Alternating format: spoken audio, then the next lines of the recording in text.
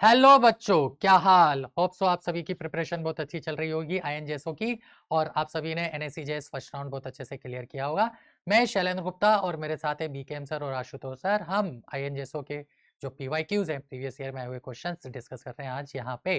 तो मैं स्टार्ट करूंगा फिजिकल केमिस्ट्री में आए हुए क्वेश्चन से, जिसमें दो हमारे पास बहुत ही बढ़िया और अच्छे क्वेश्चन है। पैराग्राफ में 13 मार्क्स के जो क्वेश्चन आते हैं, जिसके बहुत सारे पार्ट होते हैं, तो थोड़ा हम उन पे ज़्यादा फोकस करेंगे। उसके अलावा हमने सिंगल चॉइस जो करेक्ट क्वेश्चन है उनको भी यहाँ पे कवर किया है। तो स्टार्ट करते हैं आज की क्लास बिना टाइम वेस्ट किए। ठीक है।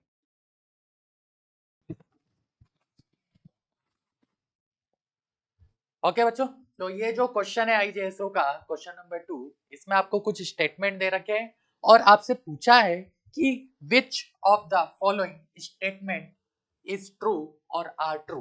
ठीक है, तो ये बिल्कुल बेसिक क्वेश्चन है।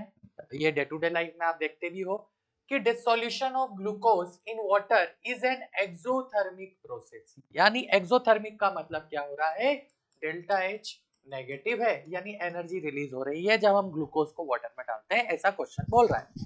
तो आप सबको पता है बच्चा, जब आप ग्लूकोज को वाटर में डालते हो तो आपको उसे स्टरर करना पड़ता है। स्टरर करना पड़ता है मतलब एनर्जी देनी पड़ती है।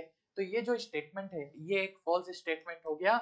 एनर्जी देनी पड़ रही है, यानी ये कैसा प्रोसेस है, ये एक एंडोथर्मिक प्रोसेस है। तो इसके लिए डेल्टा एच कैसा आएगा, पॉजिटिव निकल के आएगा। दूसरा स्टेटमेंट है mixing of calcium oxide CaO in water is an endothermic process. तो अगेन बच्चा, जब आप लोग इनऑर्गेनिक पढ़ोगे तो वहां पे देखोगे कि कैल्शियम ऑक्साइड ग्रुप 1 और ग्रुप 2 के ऑक्साइड्स को जब हम वाटर में डालते हैं तो वो कॉरेस्पॉन्डिंग हाइड्रोक्साइड बनाते हैं और हाई अमाउंट ऑफ एनर्जी को क्या करते हैं, रिलीज करते हैं। तो ये प्रोसेस कैसी है, ये एक एक्सोथर्मिक प्रोसेस है। इसका डेल्टा एच नेगेटिव आएगा, इसलिए ये स्टेटमेंट भी हमारा क्या हो गया, फॉल्स हो गया। क्लियर है, बढ़ते हैं नेक्स्ट। अच्छा, मेल्टिंग ऑफ आइस।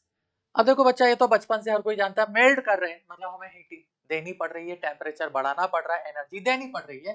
तो melting of ice into water is an endothermic. तो ये एक करेक्ट स्टेटमेंट है, क्योंकि डेल्टा एच पॉजिटिव होगा, एनर्जी आपको देनी पड़ेगी। तो this is a true statement. आगे बढ़ते हैं। Dilution of sulphuric acid in water is an endothermic process. तो बच्चों, जब आप सल्फ्यूरिक एसिड को वाटर में डालोगे तो सल्फ्यूरिक एसिड H2SO4 अपने आयंस में ब्रेक हो जाएगा और वाटर के साथ एक स्ट्रॉन्ग हाइड्रोजन बॉन्डिंग करेगा।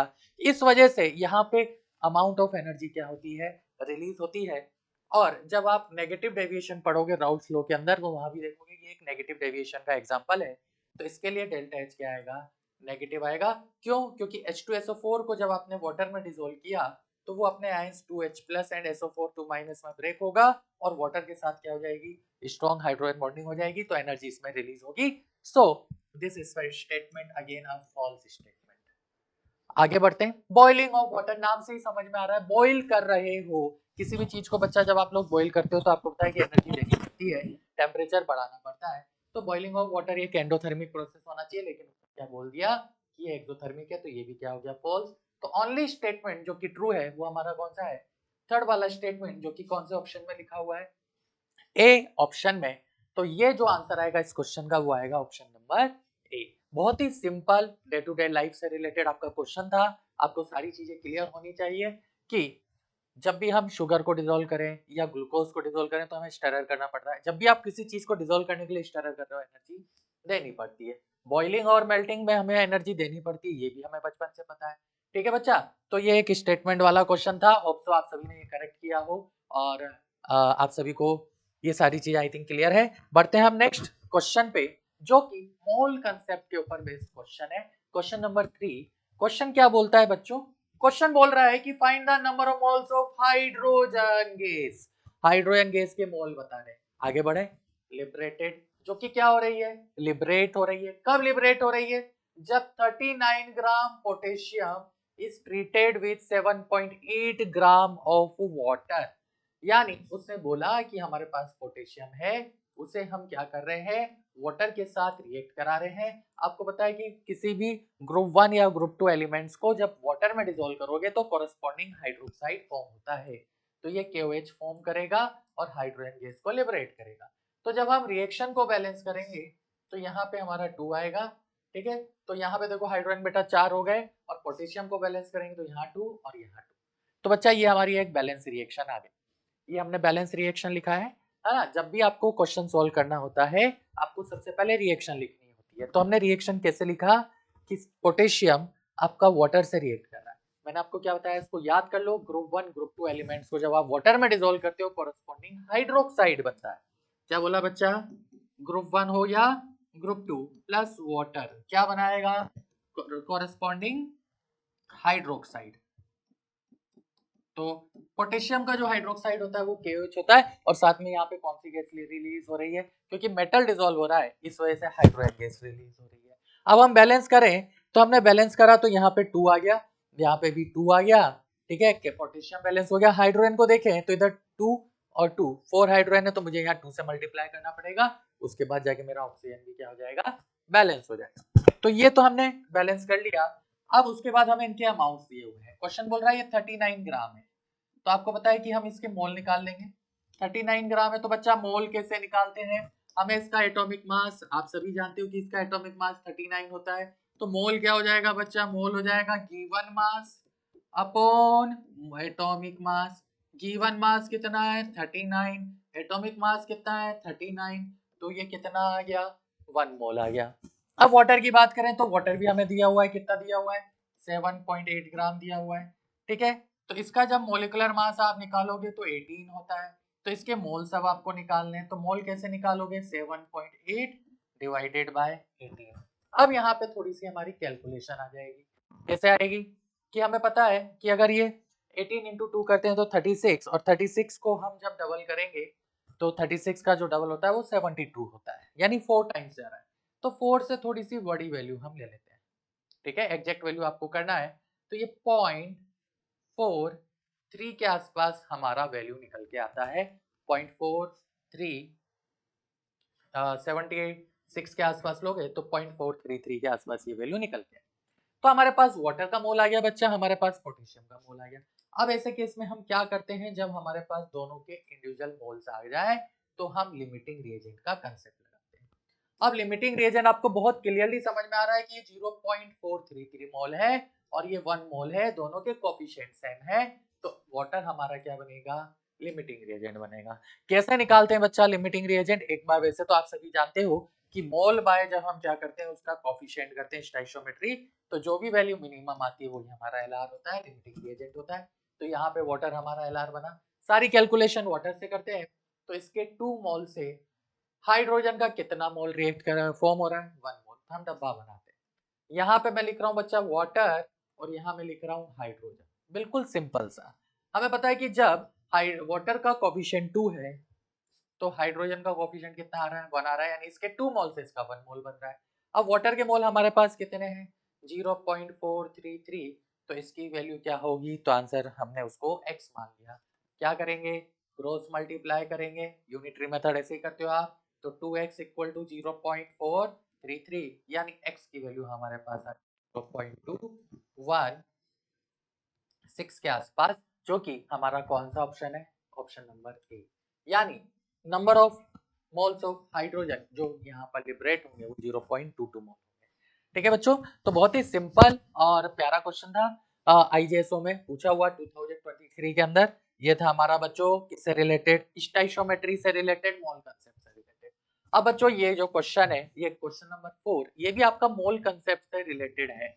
तो आपको ये तो आपको क्लियरली समझ में आ गया होगा कि आईजेएसओ में ज्यादातर जो वेटेज होता है वो फिजिकल केमिस्ट्री का होता है, और फिजिकल केमिस्ट्री में भी अगर आप देखोगे तो ज्यादातर क्वेश्चन आपकी मोल कंसेप्ट और आयनिक इक्विलिब्रियम के आसपास लाई करते हैं। तो ये 2 चैप्टर हैं, इनको थोड़ा सा, आयनिक का भी वेटेज कम है, उसमें मोल का कंसेप्ट ज्यादा इंक्लूड होता है।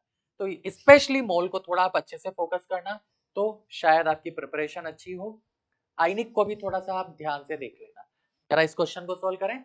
तो क्वेश्चन क्या बोल रहा है, a closed container has a mixture of 48 gram sodium hydroxide. Sodium hydroxide क्या होता है बच्चों, तो सोडियम हाइड्रोक्साइड हमारा NaOH होता है, उसका हमें कितना ग्राम दे दिया है 48 ग्राम दे दिया है। 52 ग्राम वाटर यानी H2O का 52 ग्राम दे दिया है, एंड 132 ग्राम अमोनियम सल्फेट। तो बच्चों ये अमोनियम सल्फेट का जो फॉर्मूला होता है ना, अमोनियम होता है NH4 प्लस आयन, सल्फेट होता है SO4 2 माइनस आयन। आप सभी ने बचपन में पढ़ा होगा कि जब हम फॉर्मूला बनाते हैं तो क्रॉस मल्टीप्लाई करते हैं, तो अमोनियम सल्फेट का जो फॉर्मूला है NH4 whole twice SO4, this is your ammonium sulphate है। अब हमें सबके मास दे दिए, सबके मोलर मास हम निकाल लें, सबके मोल्स निकाल लें, उससे जाके हम क्या करेंगे, ऑक्सीजन के मोल फाइंड आउट करेंगे। तो स्टेप बाय स्टेप जाते हैं। सबसे पहले हम बात करते हैं NaOH की। तो NaOH हमें कितना दिया हुआ है बच्चा, NaOH हमें दिया हुआ है 48 ग्राम। इसके मोलर मास की बात करें तो मोलर मास इसका हो जाएगा 40। तो इसके मोल की बात करें, क्या मोल आ जाएगा, तो मोल कैसे निकालेंगे,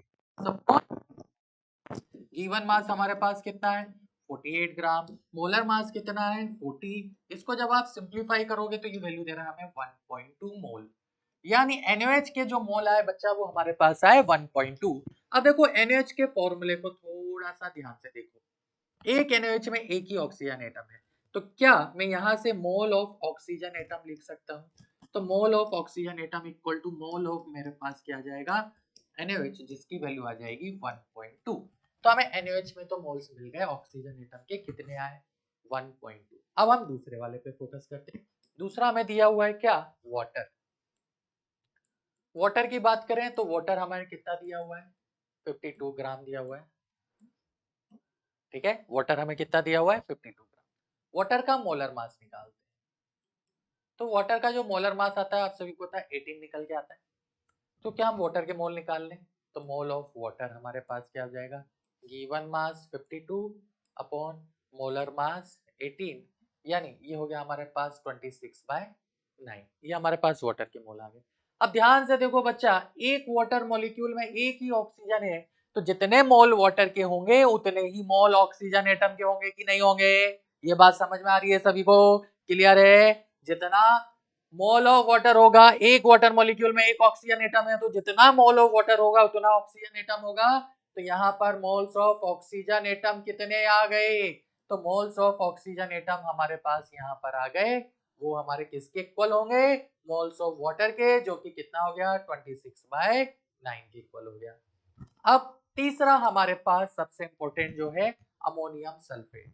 तो देखो बच्चों, आपको ये क्वेश्चन आता है, लेकिन ज्यादातर बच्चे फॉर्मूले की वजह से गलती करते आते हैं, उनको अमोनियम सल्फेट के फॉर्मूले में दिक्कत आती है। तो ऐसे क्वेश्चंस को करने के लिए आपको फॉर्मूले सारे पता होने चाहिए, बनाने आने चाहिए।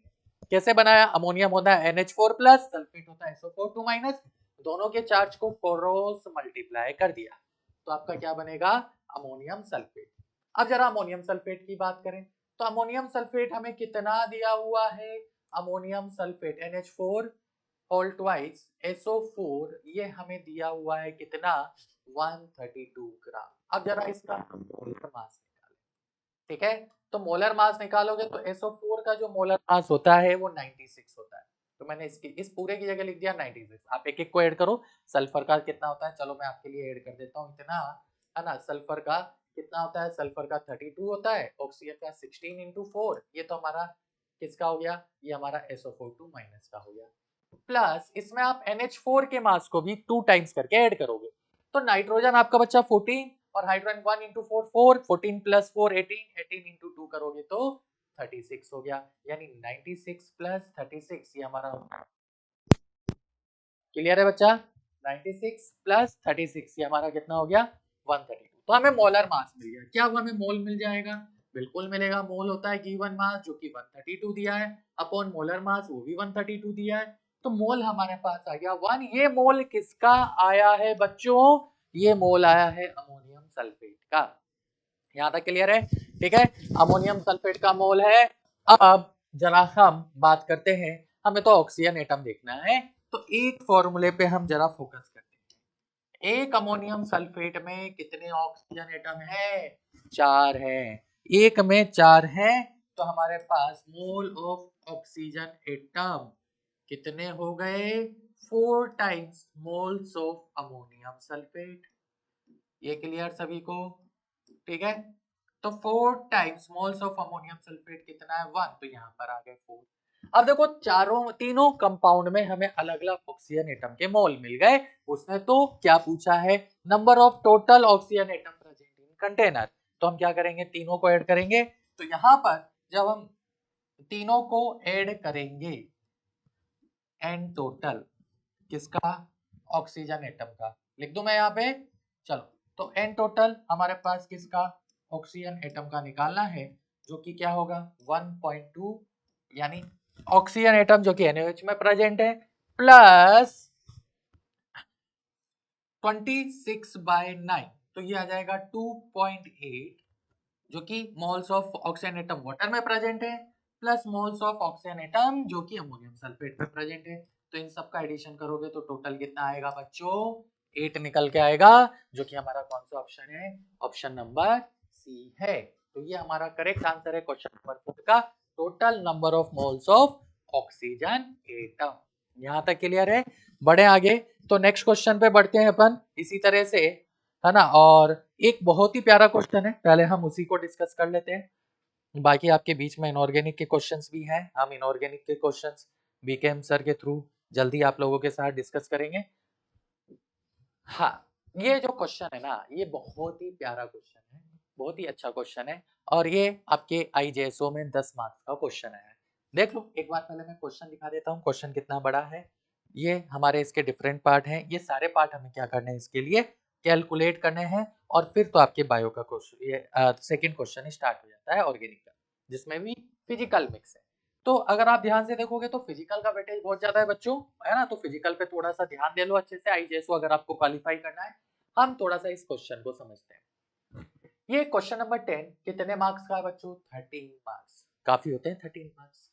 और ये एक डायग्राम सा आपको दिख रहा है, एक उन्होंने कुछ तो भी कंटेनर सा बना रखा है, और उसमें कुछ तो भी रीडिंग दे रखी है ना। अगर हम ध्यान से देखें, पहले हम थोड़ा सा इनको फोकस कर लेते हैं। कंटेनर को यहाँ 15 लिखा है, यहाँ 16 लिखा है, यानी नीचे जाने पे रीडिंग बढ़ रही है।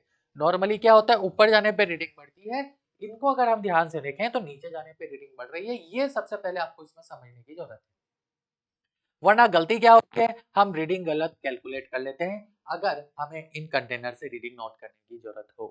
ठीक है बच्चा, तो रीडिंग आपको गलत कैलकुलेट नहीं करनी है, कंटेनर से आपको ध्यान रखते हुए इन क्वेश्चन को सॉल्व करना है। इस क्वेश्चन को हम डेफिनेटली सॉल्व करेंगे। क्वेश्चन क्या बोल रहा है उसको पढ़ते हैं पहले। क्वेश्चन बोल रहा है कि हमारे पास दो फ्रेंड हैं, एक है सुमित और एक स्वप्निल।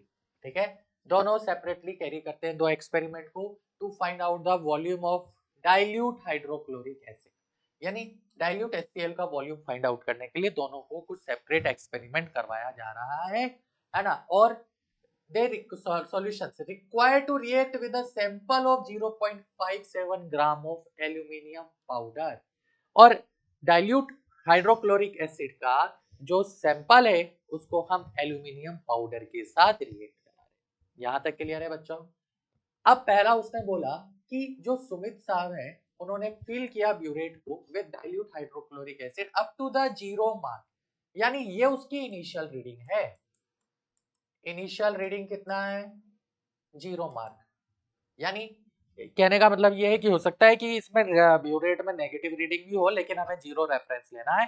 इनिशियल रीडिंग हमें कितना मानना है, उसकी 0 माननी है। यहां तक क्लियर?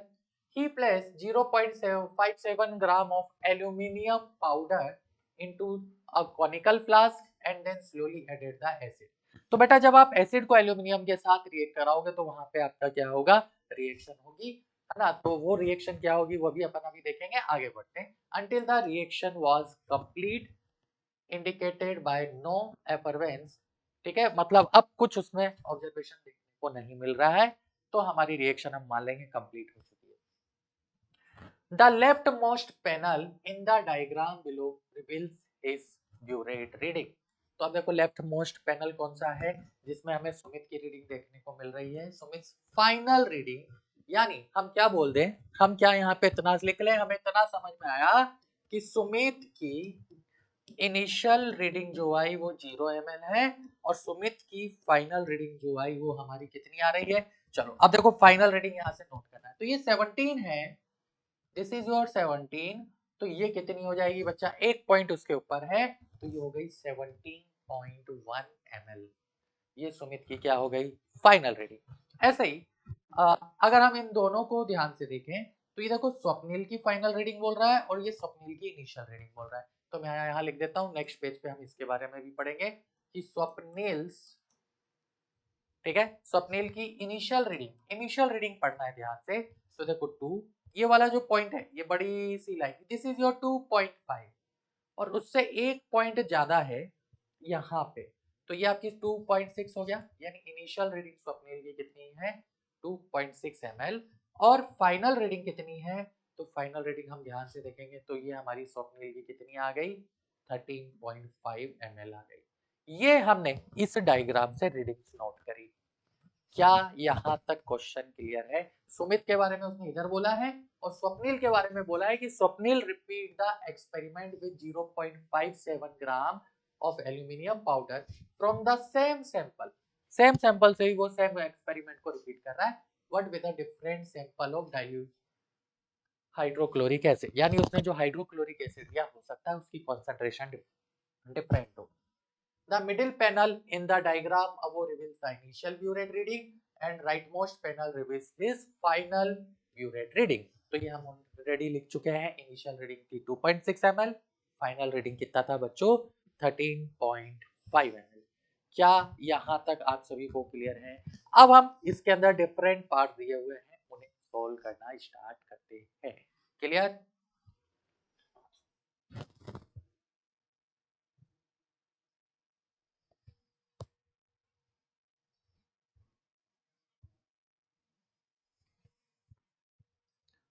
ठीक है बच्चों, तो हमने क्या किया, इनिशियल और फाइनल वॉल्यूम यहाँ पे देख लिया। अब सुमित और स्वप्निल का जो ये एक्सपेरिमेंट है, जिसमें सुमित की इनिशियल रीडिंग 0 ml और स्वप्निल की इनिशियल रीडिंग 2.6 ml है, इसमें आगे क्वेश्चन क्या बोल रहा है थोड़ा सा हम देख लेते हैं।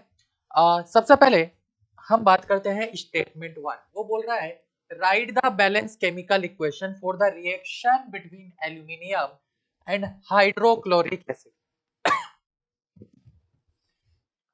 Stating the physical state of all chemicals.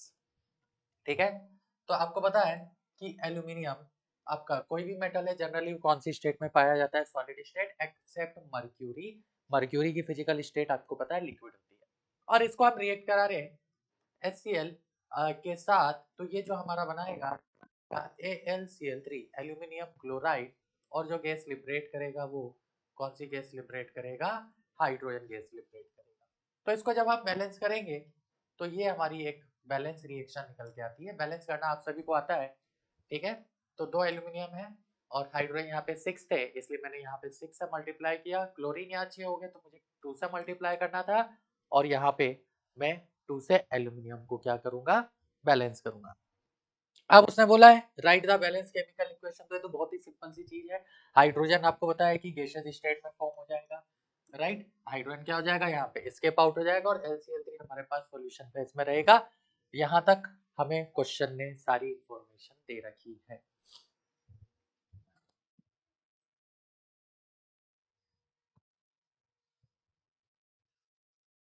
ठीक है बच्चों, तो ये हमारा फर्स्ट पार्ट था, पार्ट ए, जिसमें हमने बैलेंस केमिकल रिएक्शन निकली।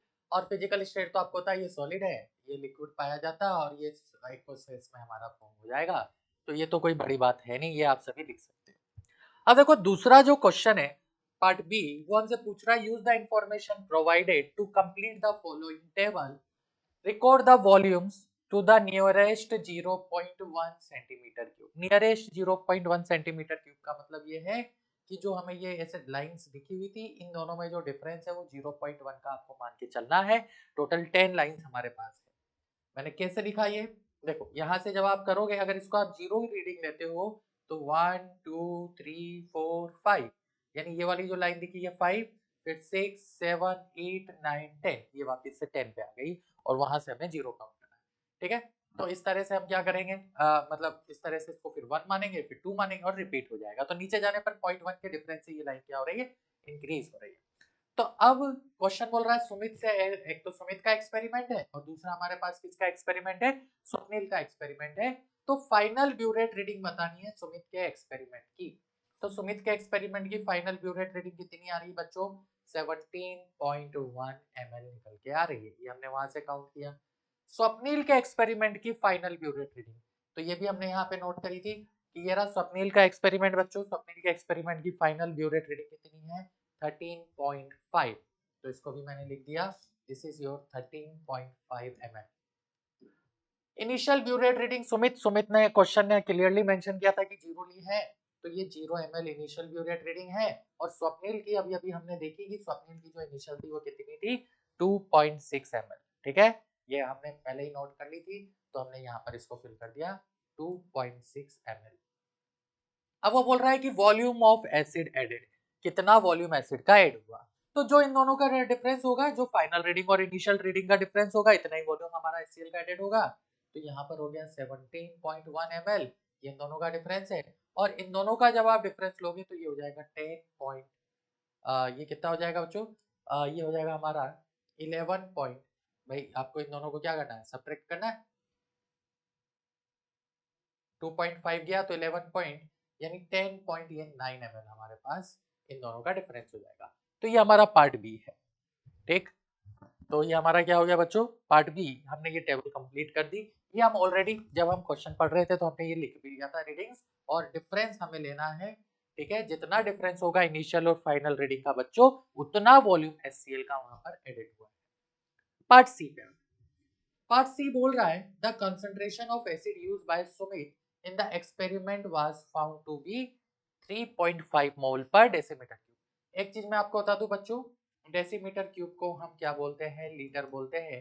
यानी 1 डेसीमीटर क्यूब इक्वल टू क्या होता है, 1 लीटर होता है। तो ये जो वैल्यू दी हुई है ना, ये हमारे पास एक तरह से उसकी मोलरिटी हो गई। तो मोलरिटी हमारे को इनिशियल कितनी दे दी, 3.5 मोल पर लीटर। ये किसने, किस एक्सपेरिमेंट के लिए दिया हुआ है हमें, ये सुमित के एक्सपेरिमेंट की बात से कर रहा है। ये किसका एक्सपेरिमेंट है बच्चों, सुमित। सुमित के एक्सपेरिमेंट के लिए मोलरिटी हमें इतनी दे दी। What was the concentration of the acid used by Swapnil, वो बोल रहा है कि जो स्वप्निल ने कंसंट्रेशन यूज की एसिड की, वो हमें यहाँ पर बतानी है। If both titration were done accurately, अगर दोनों टाइट्रेशन क्या हुई, एक्यूरेटली डन। तो बच्चों अब इसमें एक सिंपल सा चीज है, बच्चों को ये नहीं चमकता कि इसमें करना क्या है। देखो करना क्या है, पहले हम इसको ऐसे समझे कि दोनों केस में एल्यूमिनियम का सेम अमाउंट रिएक्ट कर रहा है। जब एल्यूमिनियम का सेम अमाउंट रिएक्ट कर रहा है, तो जो HCl उससे रिएक्ट करेगा उसके भी नंबर ऑफ मोल सेम होंगे। यानी चाहे वो स्वप्निल वाला केस हो, चाहे वो सुमित वाला केस हो, दोनों केस में HCl के जो नंबर ऑफ मोल्स रिएक्ट कर रहे हैं वो दोनों में सेम आएंगे। तो हम क्या करें, हम सुमित वाली रीडिंग पे फोकस करते हैं। उसकी मोलरिटी हमें दी हुई है और उसका वॉल्यूम जो यूज उसने किया वो भी हमारे पास है। तो वॉल्यूम को हम लीटर में कन्वर्ट करेंगे तो 17.1 डिवाइडेड बाय 1000 लीटर, ये हमारे पास वॉल्यूम आ जाएगा। और इससे कितना HCl यूज हो रहा है उसके मोल्स निकाल लें। तो कैसे निकालोगे बच्चों, मोल, मोल इक्वल टू क्या होता है, मोलरिटी इनटू वॉल्यूम। मोलरिटी हमें दी हुई है 3.5 और वॉल्यूम हमारे पास हो गया 17.1 डिवाइडेड बाय 1000। यानी HCl का इतना वॉल्यूम हमारे पास टोटल क्या हो रहा है, इतना मोल टोटल HCl का हमारा रिएक्ट कर रहा है। अब यही HCl वहां पर सुमित के एक्सपेरिमेंट में जो रिएक्ट किया था, वही HCl का अमाउंट हमारा स्वप्निल के एक्सपेरिमेंट में भी रिएक्ट करेगा। यानी नंबर ऑफ मोल्स दोनों में सेम हो गए। लेकिन पूछा क्या है, पूछा है कि आपको बताना है what was the concentration of the acid used by Swapnil. तो मैं थोड़ा सा बच्चों नेक्स्ट पेज पे जा रहा हूं। हम यहाँ लिख रहे हैं सुमित और यहाँ लिख रहे हैं स्वप्निल।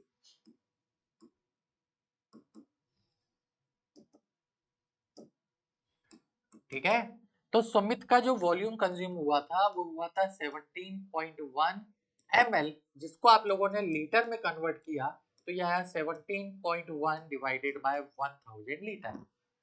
इसकी मोलरिटी क्वेश्चन ने दी थी, मोलरिटी हमारे पास थी 3.5 मोल पर डेसीमीटर क्यूब बोलो बच्चा या पर लीटर बोलो, दोनों सेम ही चीज है क्योंकि डेसीमीटर क्यूब ही क्या होता है, लीटर होता है। तो यहां से हमने मोल निकाले। मोल कैसे निकाले, मोलरिटी इनटू वॉल्यूम से निकाले। मोलरिटी हमारे पास 3.5 थी और वॉल्यूम हमारे पास 17.1 डिवाइडेड बाय 1000 था। ये HCl के मोल जो कि किसने कंज्यूम किए, किस एक्सपेरिमेंट में, सुमित के एक्सपेरिमेंट में कंज्यूम। अब मान लेते हैं कि इसमें जो वॉल्यूम था वो हमने देखो यहाँ पे बताया कि कितना वॉल्यूम स्वप्निल के एक्सपेरिमेंट में टोटल कंज्यूम हुआ, तो वो था बच्चों 10.9 ml। तो स्वप्निल के एक्सपेरिमेंट में जो वॉल्यूम कंज्यूम हुआ वो 10.9 ml, यानी अगर हम 10.9 डिवाइडेड बाय 1000, ये हमारा लीटर में चला गया। मोलरिटी वो इसमें पूछ रहा है जो कि अननोन है, इसको एम ही रहने देते हैं। अच्छा, मोल जो यहाँ पर HCl के कंज्यूम होंगे वो भी वही रहेंगे, कितना 3.5 इंटू 17.1 डिवाइडेड बाय 1000। तो हमें मोलरिटी निकालते हैं। मोलरिटी कैसे निकालते हैं? Mole divided by volume in litre. Mole हमारे पास है 3.5 इंटू 17.1 डिवाइडेड बाय 1000। अब हम इसको क्या करें, इसके वॉल्यूम से डिवाइड कर दें। वॉल्यूम है 10.9 इंटू 1000, 10.9 डिवाइडेड बाय 1000। तो ये हमारा 1000 से 1000 उड़ा, और इसको तो अब कैलकुलेट करके सोल्व करना है। तो जब बच्चों आप इसको कैलकुलेट करके सोल्व करोगे तो ये जो वैल्यू निकल के आ रही है, ये वैल्यू हमारी 5.5 के आसपास निकल के आ रही है। कैलकुलेशन अपनी है ना, तो कैलकुलेशन आप लोग इसे कर सकते हो। इस वैल्यू की बात अगर हम करें तो अप्रोक्सीमेटली, अब इसको कैसे सोल्व करेंगे, देखो अप्रोक्सीमेटली आपको जाना है और आप वैसे तो आप एग्जैक्ट कैलकुलेशन करना, क्योंकि वहां पर हमारा एक्यूरेट आंसर हमें मेंशन करना है। तो कैलकुलेशन में मान के चल रहा हूँ आप लोग सोल्व करोगे। तो ये हमारे पास मोलरिटी आई। यूनिट आपको सेम ही लिखनी है जो कि क्वेश्चन में लिखा है, मोल पर डेसीमीटर क्यूब। ठीक है बच्चों, तो ये हमारे पास उसका कौन सा पार्ट सोल्व हुआ? ये हमारे पास सोल्व हुआ सी पार्ट, यानी इसका जो आंसर आया हमारे पास अप्रोक्सीमेटली 5.5 मोल पर डेसीमीटर क्यूब आ गया। तो ये 3 पार्ट तो इस एक्सपेरिमेंट के अभी तक हम सोल्व कर चुके हैं। एक्सपेरिमेंट अभी लंबा है ना, आगे और भी पार्ट दिए हुए हैं, आगे बढ़ते हैं। तो ये सी पार्ट का हमारा सॉल्यूशन हो गया। अब जरा हम बात जाते हैं डी पार्ट पे। डी पार्ट देखो बड़ा सा दिख रहा है, और उसमें 1 2 3 ऑलरेडी उसने पार्ट इंक्लूड किए हुए हैं। क्या बोल रहा है डी पार्ट जाते? After completing the experiment and removing conical flask from tip of the burette, Swapnil observe, Swapnil की बात हो रही है, that his burette has started leaking, उसके ब्यूरेट में से लीकिंग हो गई है, as he had not properly close the stopper. आपको पता है कि स्टॉपर लगा होता है ब्यूरेट में, टाइट्रेशन अगर आप लोगों ने परफॉर्म की हो, है ना, तो ये हमारी ब्यूरेट होती है बच्चों। और यहाँ पर जब आप सॉल्यूशन डालते हो तो यहाँ एक स्टॉपर लगा होता है, ये स्टॉपर है। अगर इस स्टॉपर को आप क्लोज नहीं करोगे तो सॉल्यूशन यहाँ से क्या होगा, कंटिन्यूअसली लीक होना स्टार्ट कर देगा, गिरना स्टार्ट कर देगा। तो वो उसने प्रॉपर्ली क्लोज नहीं किया, इसलिए वहां से लीकिंग स्टार्ट हो गई। और जब तक उसने स्टॉपर प्रॉपर्ली क्लोज किया, उसने ऑब्जर्व किया कि उसकी जो रीडिंग है उसको उसने दोबारा क्या करी, कैलकुलेट करी। जब उसने उस रीडिंग को दोबारा कैलकुलेट किया, it was approximately addition of 11% of volume, यानी फर्दर एडिशन पे 11% वॉल्यूम क्या हुआ, एक्स्ट्रा कंज्यूम हुआ। ठीक है, in the reaction earlier leak acid had Fallon on the table, जो भी एसिड लीक हुआ वो क्या हो गया, टेबल पे गिर रहा था। To keep table clean neat and tidy he puts excess of sodium bicarbonate. क्या होता है बच्चों सोडियम बाइकार्बोनेट, आप सभी को पता है NaHCO3, तो उसने NaHCO3 वहां पे ऐड कर दिया। Sumit check pH of the resultant mixture by pH paper, और उस रिजल्टेंट मिक्सचर की पीएच उसने क्या की, पीएच पेपर से कैलकुलेट। यानी इन शॉर्ट क्या समझ में आया कि सुमित का जो एक्सपेरिमेंट था, ठीक है, सुमित ही कर रहा था एक बार, नहीं ये स्वप्निल कर रहा था। तो स्वप्निल का जो एक्सपेरिमेंट था, उस एक्सपेरिमेंट में उसने क्या किया, स्टॉपर को टाइटली क्लोज नहीं किया, तो वहां से सॉल्यूशन नीचे लीक होना स्टार्ट कर दिया। और जब उसको ये रियलाइज हुआ, जब उसने इसको स्टॉपर करके दोबारा रीडिंग करी, दोबारा उसको चेक किया, तो 11% वॉल्यूम एक्स्ट्रा कंज्यूम हुआ। जब 11% वॉल्यूम एक्स्ट्रा कंज्यूम हुआ, तो उसने जो टेबल पे एसिड गिरा था उसको नीट एंड क्लीन करने के लिए उसने क्या मिक्स किया, सोडियम बाइकार्बोनेट मिक्स कर दिया। अब वो बोल रहा है कि right complete balance chemical reaction between hydrochloric acid and sodium bicarbonate. चलो बच्चों इस पे फोकस करते हैं। तो सोडियम बाइकार्बोनेट NaHCO3 होता है। इसको जब आप HCl से रिएक्ट कराओगे तो बच्चों देखो बहुत ही सिंपल सी बात है, इसको ब्रेकिंग करें तो ये Na plus and HCO3 minus में ब्रेक होगा, ये H plus and Cl minus. तो जो पॉजिटिव है वो इसके नेगेटिव के साथ कंबाइन होगा तो क्या बनाएगा, NaCl सॉलिड बना देगा। ठीक है, अब बचा क्या हमारे पास H plus and HCO3 minus, ये H2CO3 देता है, जो कि फर्दर डिकम्पोज होकर क्या देता है, H2O प्लस CO2। अगर बैलेंस की बात करें तो रिएक्शन हमारी बैलेंस है। ठीक है, उसने बोला भी नहीं है कि फिजिकल स्टेट यहाँ पे मेंशन करना है, तो ये हमारे क्या हो गए, बैलेंस केमिकल रिएक्शन निकल के आ गए। अब वो बोल रहा है what minimum quantity of sodium bicarbonate in gram is required to nullify the effect of spill acid. जो एसिड यहाँ पर गिरा हुआ है उसके इफेक्ट को न्यूट्रलाइज करने के लिए कितना ग्राम सोडियम बाइकार्बोनेट लगेगा। तो इसके लिए अब हमें कैलकुलेशन लगेगी। हम नेक्स्ट पेज पे आते हैं सेकेंड पार्ट की कैलकुलेशन के लिए। यहाँ पे मैं रिएक्शन लिख रहा हूँ कि सोडियम बाइकार्बोनेट की जब आप रिएक्शन करा रहे हो HCl के साथ तो हमारा NaCl फॉर्म हो रहा है, साथ में H2O गैस लिबरेट हो रही है, साथ में H2O बन रहा है और CO2 गैस लिबरेट हो रही है। यहाँ तक क्लियर है बच्चों? ठीक है।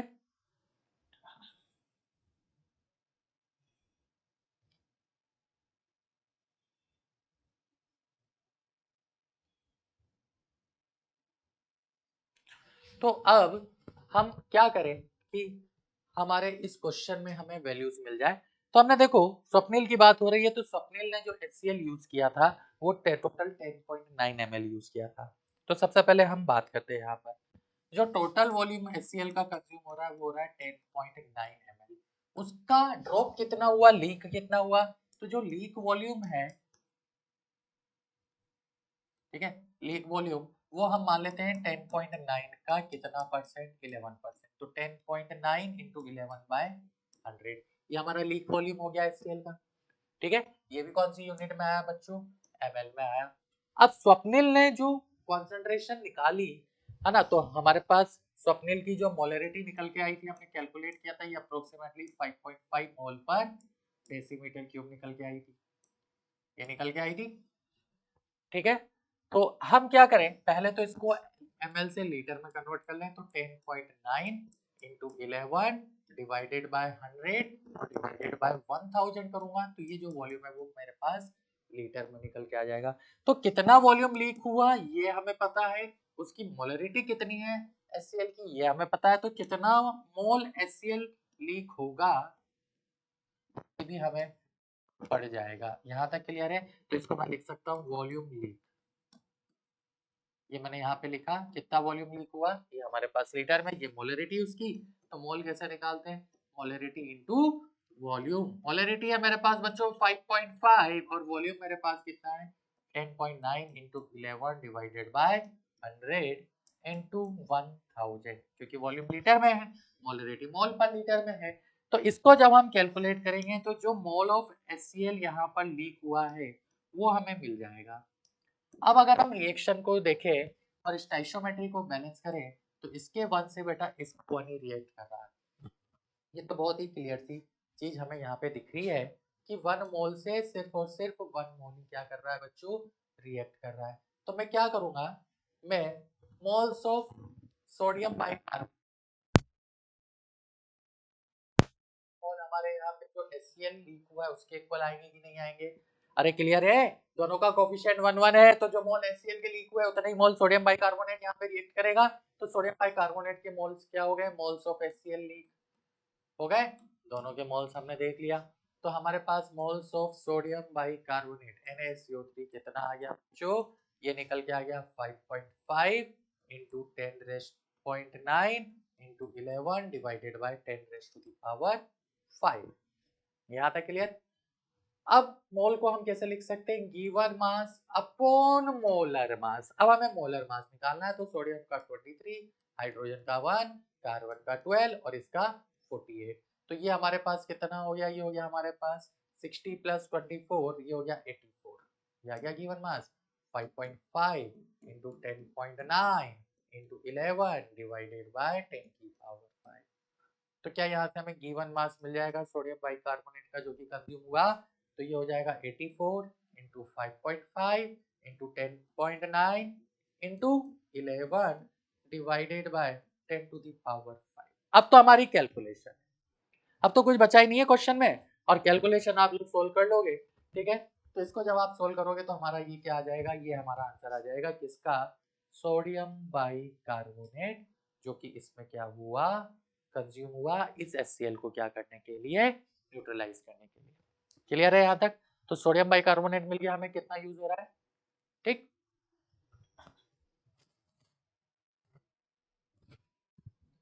ठीक है बच्चों, तो ये अमाउंट आएगा हमारे पास किसका, सोडियम बाइकार्बोनेट का जो कंज्यूम हुआ। इसको अब आप जब सोल्व करोगे, ठीक है, तो ये जो वैल्यू निकल के आएगी 10.9, यानी ये भी 11 हो गया, 11 इंटू 11 121 और ये 84 हो गया, तो ये अप्रोक्सीमेटली आप लोग देख लेना 5.5 ग्राम के आसपास निकल के आएगा। ठीक है ना, तो ये हमारे पास क्या हो गया, ये हमारे पास हो गया अमाउंट ऑफ जो सोडियम बाइकार्बोनेट यहाँ कंज्यूम हो रहा है, ठीक है, 0.55 ग्राम। कैलकुलेशन तो आपकी ये आप लोग कर ही सकते हो, तो 0.55 ग्राम के आसपास निकल के आ रहा है। तो ये तो हो गया सोडियम बाइकार्बोनेट जो कि कंज्यूम हुआ। इस पार्ट का आंसर, सेकंड पार्ट का आंसर। फर्स्ट पार्ट की तो रिएक्शन यही हो गई, सेकंड पार्ट का 0.55 ग्राम के आसपास आ गया। थर्ड पार्ट बोल रहा है find the percentage purity of aluminium sample, ठीक है। तो थर्ड पार्ट के लिए बढ़ते हैं आगे। अब देखो बच्चों, third part percentage purity, percentage purity हम निकालते हैं एक्चुअल मास जो कि रिएक्ट कर रहा है, ठीक है बच्चों, अपॉन टोटल मास जो कि हमने लिया इनटू 100। अब अगर हम एल्यूमिनियम की बात करें तो एल्यूमिनियम का जो मास हमने लिया था, मैं एक बार अभी आपको स्लाइड दिखाऊंगा, तो 0.57 ग्राम हमने लिया हुआ है, टेकन, ये टेकन मास है, ठीक है, ये हमने लिया हुआ है। कहाँ लिया हुआ है, चलो स्लाइड में आते हैं। तो सबसे पहले जब क्वेश्चन दिया जहाँ पे स्टार्ट हुआ, अब वहां पे जाते हैं, तो उसने क्लियरली बोला हुआ है, देखो ये रहा 0.57 gram of aluminium is powder is completely reacted या रिक्वायर्ड होता है, ये सैंपल का मास उसने लिया हुआ है, ठीक। फिर ये जो एक्सपेरिमेंट हो रहा है, ये जो एक्सपेरिमेंट जिसमें कि परसेंटेज प्योरिटी पूछा हुआ है, वो किसकी बात कर रहा है, स्वप्निल की बात कर रहा है। तो स्वप्निल ये एक्सपेरिमेंट कर रहा है, तो उसमें परसेंटेज प्योरिटी हमें देखना है। अब परसेंटेज प्योरिटी देखना है तो कहीं से एक्चुअल मास एल्यूमिनियम का कितना रिएक्ट हुआ वो मिल जाए तो हमारा क्वेश्चन सॉल्व है। हमारे पास रिएक्शन क्या होती है, रिएक्शन है बच्चों twice Al plus 6 HCl gives twice AlCl3, ठीक है, प्लस इसको बैलेंस आप लोगों को करना ही है, बैलेंस आप लोगों ने कर ही लिया था 3H2, ये हमने सबसे पहले बैलेंस रिएक्शन लिखी थी। अब हमने अभी अभी यहाँ पर मोल्स ऑफ HCl देखे थे जो कि हमारे पास निकल के आए थे, हमने शायद प्रीवियसली देखा था कि टोटल मोल कितना यहाँ पर HCl यूज हो रहा है, यही था हमारे पास total mole, mole of HCl consume इस रिएक्शन में, ठीक है, यही वैल्यू निकल के आ रही है। तो मोल्स ऑफ HCl तो हमने निकाले थे, एक बार उसको हम यहाँ पे लिख लेते हैं, है ना। तो मोल्स ऑफ HCl हमारे पास आया 3.5 इंटू 17.1 डिवाइडेड बाय 1000। अब चाहे सुमित के एक्सपेरिमेंट से मोल ऑफ HCl निकालो, चाहे आप स्वप्निल के एक्सपेरिमेंट से मोल ऑफ HCl निकालो, दोनों केस में मोल ऑफ HCl का जो आंसर आएगा वो सेम निकल के आएगा। यहाँ तक क्लियर है, क्योंकि क्यों निकल के आएगा, क्योंकि दोनों केस में एल्यूमिनियम सेम अमाउंट में रिएक्ट कर रहा है, सेम मोल एल्यूमिनियम के रिएक्ट कर रहे हैं, तो HCl के भी सेम मोल कंज्यूम होंगे। तो ये हमारे पास मोल आ गया किसका, HCl का। अब देखो यहाँ से क्लियरली समझ में आ रहा है कि इसके 6 मोल के लिए इसका कितना मोल रिएक्ट करता है, 2 मोल रिएक्ट करता है। तो लगा देते हैं डब्बा पे, बना देते हैं एल्यूमिनियम, फिर यहाँ लिख देते हैं HCl। तो इसके 2 मोल के लिए इसका 6 मोल करता है। हमें HCl के मोल पता है 3.5 इंटू 17.1 डिवाइडेड बाय 1000। तो यहाँ पर एल्यूमिनियम का मोल हम क्या मान लेते हैं बच्चा, x, जो कि यहाँ पर रिएक्ट कर रहा है।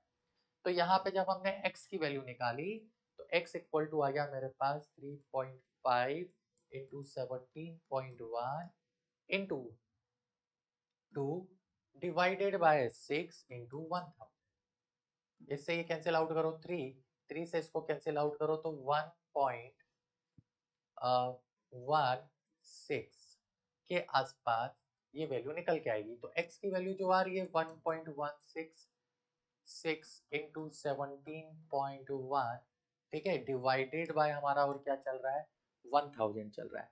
तो ये जो वैल्यू है ये हमारे पास क्या है, दिस इज द मास जो कि एल्यूमिनियम का एक्चुअली में क्या कर रहा है, रिएक्ट कर रहा है।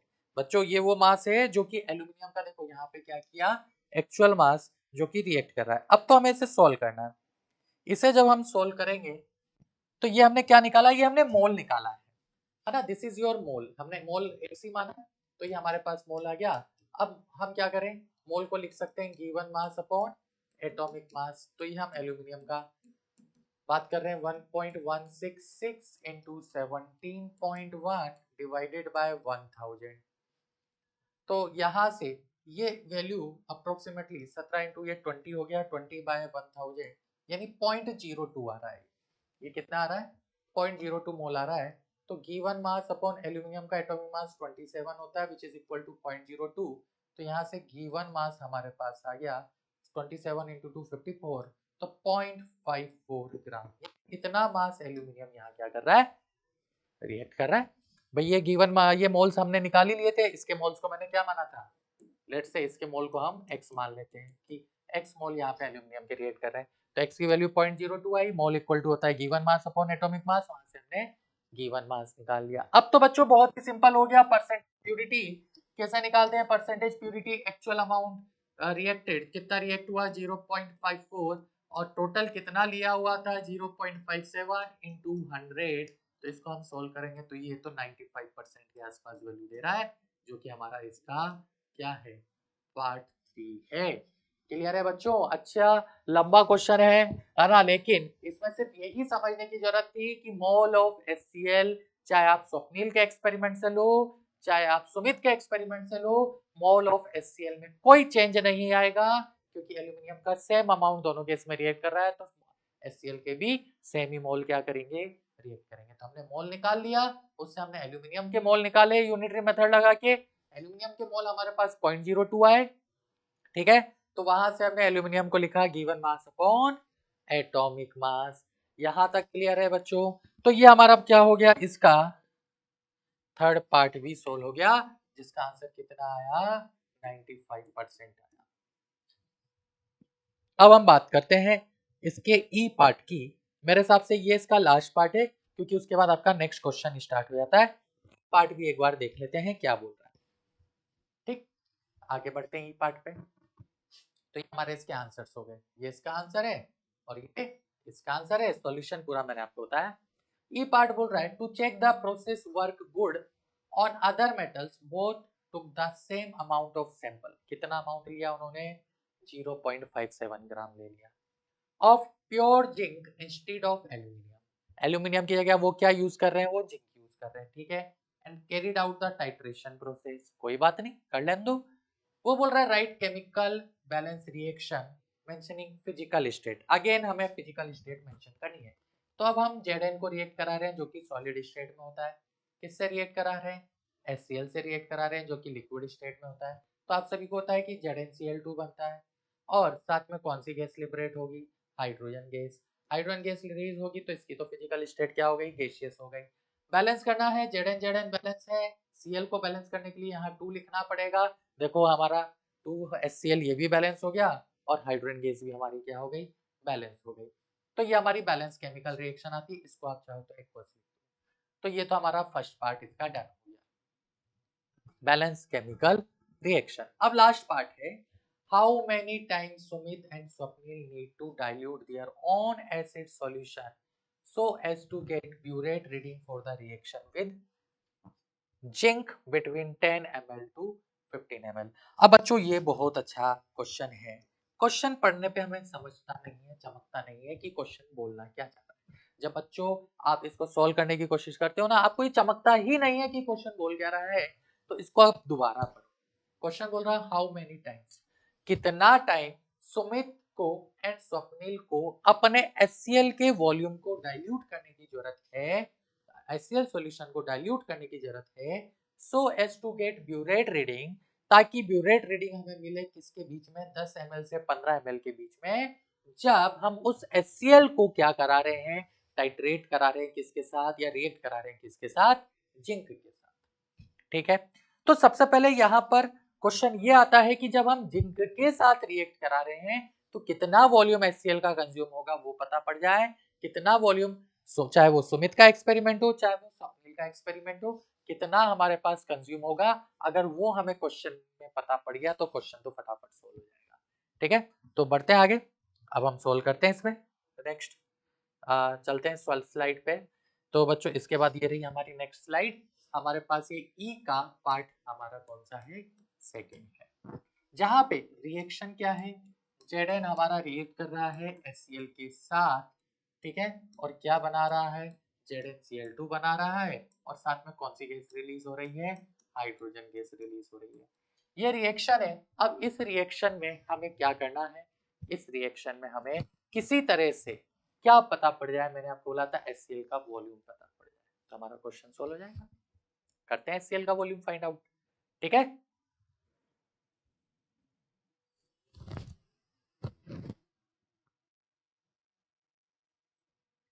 ठीक है बच्चों, तो ये जो रिएक्शन है, इस रिएक्शन में आपको देखो जिंक और HCl के बीच में क्या करना है, एक मिनट ये एडिट करना है, एंट्री में बीच में हूँ।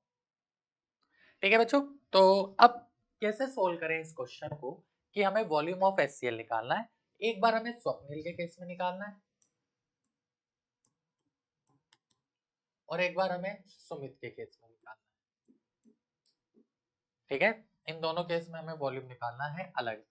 तो हम स्वप्निल की बात करें, दोनों केस में जाने से पहले हम क्या करें, मोल्स ऑफ Zn निकालें। मोल कैसे निकालोगे Zn के, तो आपको बताया कि इसका जो मास यहाँ पे यूज हो रहा है वो 0.57 ग्राम यूज हो रहा है, अपॉन इसका जो एटॉमिक मास है वो आपने देखा होगा कि आपके पेपर में सबसे पहले स्टार्टिंग में दिया हुआ है 65.4। तो इसको जब आप सोल्व करोगे तो ये हमारा जो वैल्यू आया वो 0.09 के आसपास अप्रोक्सीमेट वैल्यू आ रहा है, यानी इतना मोल यहाँ पर Zn का यूज हो रहा है। तो हमें Zn के मोल मिल गए 0.09। ठीक है, रिएक्शन से जाए तो इसके 1 मोल से इसका कितना मोल रिएक्ट कर रहा है, 2 मोल रिएक्ट कर रहा है, तो 0.09 से कितना करेगा, तो इसके मोल आ गए 0.18 मोल। यानी हमें HCl के मोल पता पड़ गया कि HCl के यहाँ पर कितने मोल कंज्यूम हो रहे हैं, चाहे वो स्वप्निल हो चाहे सुमित हो, दोनों केस में वो 0.18 मोल। अब जरा हम पीछे जाते हैं, हमने कहीं पर इनकी मोलरिटीज फाइंड आउट की थी। तो स्वप्निल के केस में जो मोलरिटी आ रही थी वो बच्चा कितनी आ रही थी, 5.5 आ रही थी, और सुमित के केस में जो मोलरिटी आ रही थी वो 3.5 आ रही थी। अब ये हमें यहाँ पर जरूरत पड़ेगा। अब आप बोलोगे सर यहाँ क्यों जरूरत पड़ेगी, क्यों, क्योंकि HCl तो हम वही कॉन्सेंट्रेशन वाला यूज कर रहे हैं ना। तो स्वप्निल ने जो HCl यूज किया तो मोलरिटी ऑफ HCl जो स्वप्निल के लिए आई वो कितना आया, 5.5 आया, और मोलरिटी ऑफ HCl जो सुमित के लिए आया वो कितना आया, वो 3.5 आया। तो ये हमने यहाँ पे लिख दिया। अब हम आगे बढ़ते हैं, हमें मोल पता है, मोल कितना है यहाँ पे HCl का 0.18, यहाँ भी मोल पता है, मोल ऑफ HCl कितना है 0.18। तो क्या हमें वॉल्यूम नहीं मिलेगा, बिल्कुल मिलेगा। कैसे मिलेगा, मोलरिटी क्या होती है, मोल डिवाइडेड बाय वॉल्यूम, तो यहाँ से वॉल्यूम की वैल्यू क्या आ जाएगी, मोल बाय मोलरिटी। अच्छा, ये जो वॉल्यूम आएगा यहाँ से ये लीटर में आएगा, तो मोल है हमारे पास 0.18 divided by molarity of HCl है हमारे पास 5.5, यही है, ठीक है। ये हमारे पास कौन सी यूनिट आ रही है, लीटर। तो ml में कन्वर्ट करने के लिए हम इसको किससे मल्टीप्लाई करेंगे, 1000 से, तो 0.18 इंटू 1000 डिवाइडेड बाय कितना, 5.5। पॉइंट हटा रहा हूँ तो एक जीरो ऊपर, पॉइंट हटा रहा हूँ तो 2 जीरो नीचे। अब तो हमारी कैलकुलेशन है, जितना आसान हमारी कैलकुलेशन होगी उतना बढ़िया हमारा क्या आएगा, आंसर आएगा। तो 18 इंटू 354 होता है, आपको भी पता है। तो ये 1/3 के आसपास वैल्यू है, यानी ये 0.33 के आसपास हमारा क्या आ रहा है, वैल्यू निकल के आ रहा है ml में। सही क्या है ना बने, एक पॉइंट हटाया तो एक जीरो ऊपर है ना, और पॉइंट हटाया तो 2 जीरो नीचे, 2 जीरो से 2 जीरो हमारे क्या हो गए, कैंसिल आउट हो गए। तो यहाँ तक क्लियर है, पॉज करना भैया, ठीक है। तो यहाँ से यानी अगर हम देखें तो यहाँ पे बच्चों एक छोटा सा कैलकुलेशन है, ये 0.009 है, जब ये 0.009 है तो ये क्या हो जाएगा, 0.008 हो जाएगा।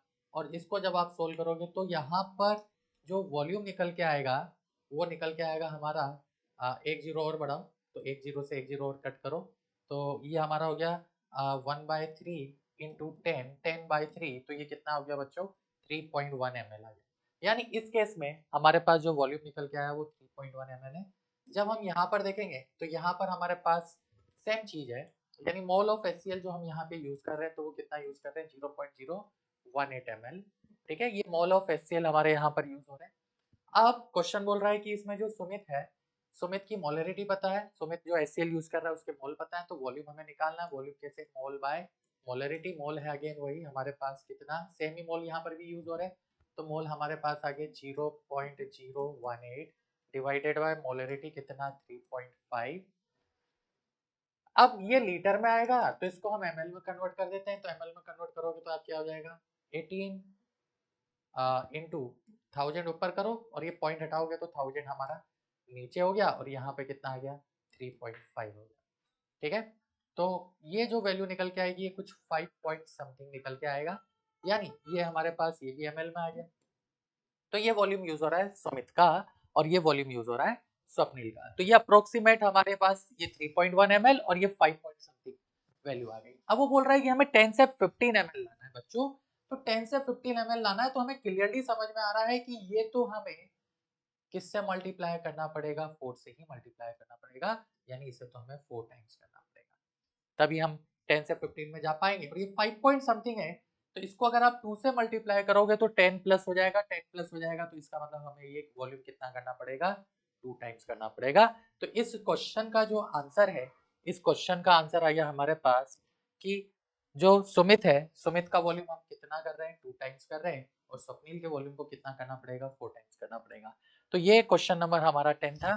ठीक है, तो ये हमारा एक बहुत ही सिंपल सा प्यारा सा क्वेश्चन था, बहुत अच्छा बड़ा क्वेश्चन था, है ना, लेकिन बिल्कुल कंसेप्चुअल क्वेश्चन था। ठीक है बच्चों, तो नेक्स्ट क्वेश्चन पे हम बढ़ते हैं आगे। ओके बच्चों, तो ये जो क्वेश्चन है क्वेश्चन नंबर 11 है INJSO पेपर का, और इसमें आपको एक स्ट्रक्चर सी दी हुई है, 13 मार्क्स का क्वेश्चन है और इसमें लिखा हुआ है कि सिक्रिनिक एसिड है जो कि एक नेचुरल प्रोडक्ट है, सॉरी सिकेमिक एसिड है जो कि एक नेचुरल प्रोडक्ट है, उसको एक्सट्रैक्ट किया हुआ है। ठीक है, called star anise commonly use in India, ऐसा कुछ करके दिया हुआ है। व्हाइट सॉलिड होता है, ये हमें और बता दिया। ठीक है, मेल्टिंग पॉइंट इतना होता है, बॉइलिंग पॉइंट इतना होता है। It is also a raw material for synthesis of antiviral drug Tamiflu. ठीक है, उसके लिए ये रॉ मटेरियल के फॉर्म में यूज होता है और ये उसकी स्ट्रक्चर देती है। बोल रहा है व्हाट इज द एलिमेंट टल composition of this molecule in terms of mass percent. तो देखो जब इसके मॉलिक्यूलर फॉर्मूला की बात करेंगे तो 6 तो रिंग में है और एक कार्बन वहां पे, तो 7 कार्बन वहां आ गया। हाइड्रोजन काउंट करें तो हाइड्रोजन 3 ये रहे, 4 यहाँ पे होगा, 5 ये रहा। ठीक, और एक हाइड्रोजन यहाँ पे होगा, तो टोटल 6 हाइड्रोजन हमारे यहाँ पर है। तो C7H6 और कहीं दिख रहा है कि हाइड्रोजन देख लो एक बार। ठीक है, तो यहाँ पे अगर हम बैलेंस करेंगे तो यहाँ पे 2 हाइड्रोजन होगा, यहाँ पे 1 हाइड्रोजन होगा, यहाँ पे 1 होगा, यहाँ पे 1 होगा और यहाँ 1 होगा। तो अब जरा हाइड्रोजन दोबारा काउंट करो, तो इस केस में हमारे पास जो हाइड्रोजन निकल के आए 1 2 3 4 5 6 7 8 9 10, तो 10 हाइड्रोजन हो गए। और ऑक्सीजन को काउंट करेंगे तो 2 ये रहे हमारे पास, एक ये रहा, एक ये रहा, एक ये रहा, 5 ऑक्सीजन हो गए। तो बच्चों ये हमारे पास इसका मॉलिक्यूलर फॉर्मूला निकल के आता है। अब इसका जब आप मॉलिक्यूलर मास निकालोगे, एक कार्बन का 12 होता है, हाइड्रोजन का 1 होता है, ऑक्सीजन का, तो इसका जो मॉलिक्यूलर मास आता है वो हमारे पास 174 आ जाता है। अब तो हमें परसेंटेज निकालना है। लेट्स से जैसे कि हम परसेंटेज ऑफ कार्बन की बात करें तो कार्बन का मास, एक कार्बन का होता है 12, कितने कार्बन है टोटल 7, डिवाइडेड बाय टोटल जो कि 174 है इंटू 100, तो ये परसेंटेज ऑफ कार्बन हो गया। परसेंटेज ऑफ हाइड्रोजन की बात करें तो हाइड्रोजन का मास 1 इंटू कितने हाइड्रोजन है 10, डिवाइडेड बाय टोटल, तो ये 174 हो गया इंटू 100। और परसेंटेज ऑफ ऑक्सीजन की बात करें तो 5 इंटू 16 डिवाइडेड बाय 174 हो गया इंटू 100। तो यहाँ से हमारे पास हर एलिमेंट का क्या निकल आएगा बच्चों, परसेंटेज निकल आएगा। कैलकुलेशन तो आप कर ही सकते हो। ठीक, तो ये हो गया हमारा इसका पार्ट ए। आगे बढ़ते हैं। नेक्स्ट वो बोल रहा है कि सिकिमिक एसिड 10 ग्राम को का हम क्या कर रहे हैं, एस्टरिफिकेशन कर रहे हैं। तो बच्चों आप लोगों ने पढ़ा होगा ये कार्बोक्सिलिक एसिड है, इसके रिएक्शन जब आप अल्कोहल से कराओगे, ठीक है, तो अल्कोहल से जब आप कराते हो तो ये हमारा क्या हो जाता है, वाटर मॉलिक्यूल बाहर निकल जाता है और C double bond O R ये हमारा क्या कहलाता है, एस्टर कहलाता है। बच्चों ये आप ऑर्गेनिक में पढ़ोगे, किसमें पढ़ोगे, ऑर्गेनिक में पढ़ोगे, तो हमारा एस्टर फॉर्म होता है। अभी के लिए ध्यान रखना कि ये हमारा क्या है, कार्बोक्सिलिक एसिड, और उसको हम रिएक्ट करा रहे हैं किससे, एल्कोहल से। तो इन दोनों की रिएक्शन से जो बनता है वो क्या बनता है, एस्टर बनता है। वो बोल रहा है कि give the structure of product ए। तो स्ट्रक्चर ऑफ ए हमें देना है। अब वो बोल रहा है कि किससे रिएक्ट करा रहे हैं, shikimic acid on esterification with ethanol. Ethanol आता है हमारा C2H5OH। तो देखो ये हमारे पास स्ट्रक्चर है बच्चों, कराते हैं इसको रिएक्ट।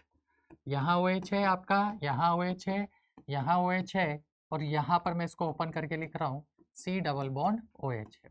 इसको आप इथेनॉल, इथेनॉल होता है हमारा C2H5, मैं इधर लिख देता हूँ OH, उल्टा लिख दिया मैंने थोड़ा सा, है ना, ताकि आपको समझने में थोड़ी सी आसानी हो जाएगी और आपका जो क्वेश्चन है वो सही से सोल्व हो जाएगा। तो ये OH, ये हो गया हमारा H5C2।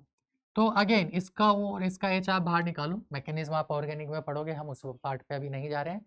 तो हमारे पास क्या बचा, हमारे पास बचा यहाँ पे C double bond O, C2H5, और यहाँ पे हमारे पास ये पूरा कंपाउंड एज इट इज, ठीक, यहाँ OH, यहाँ पे भी हमारा OH और यहाँ पे भी हमारा OH। तो ये हमारा कंपाउंड हो गया।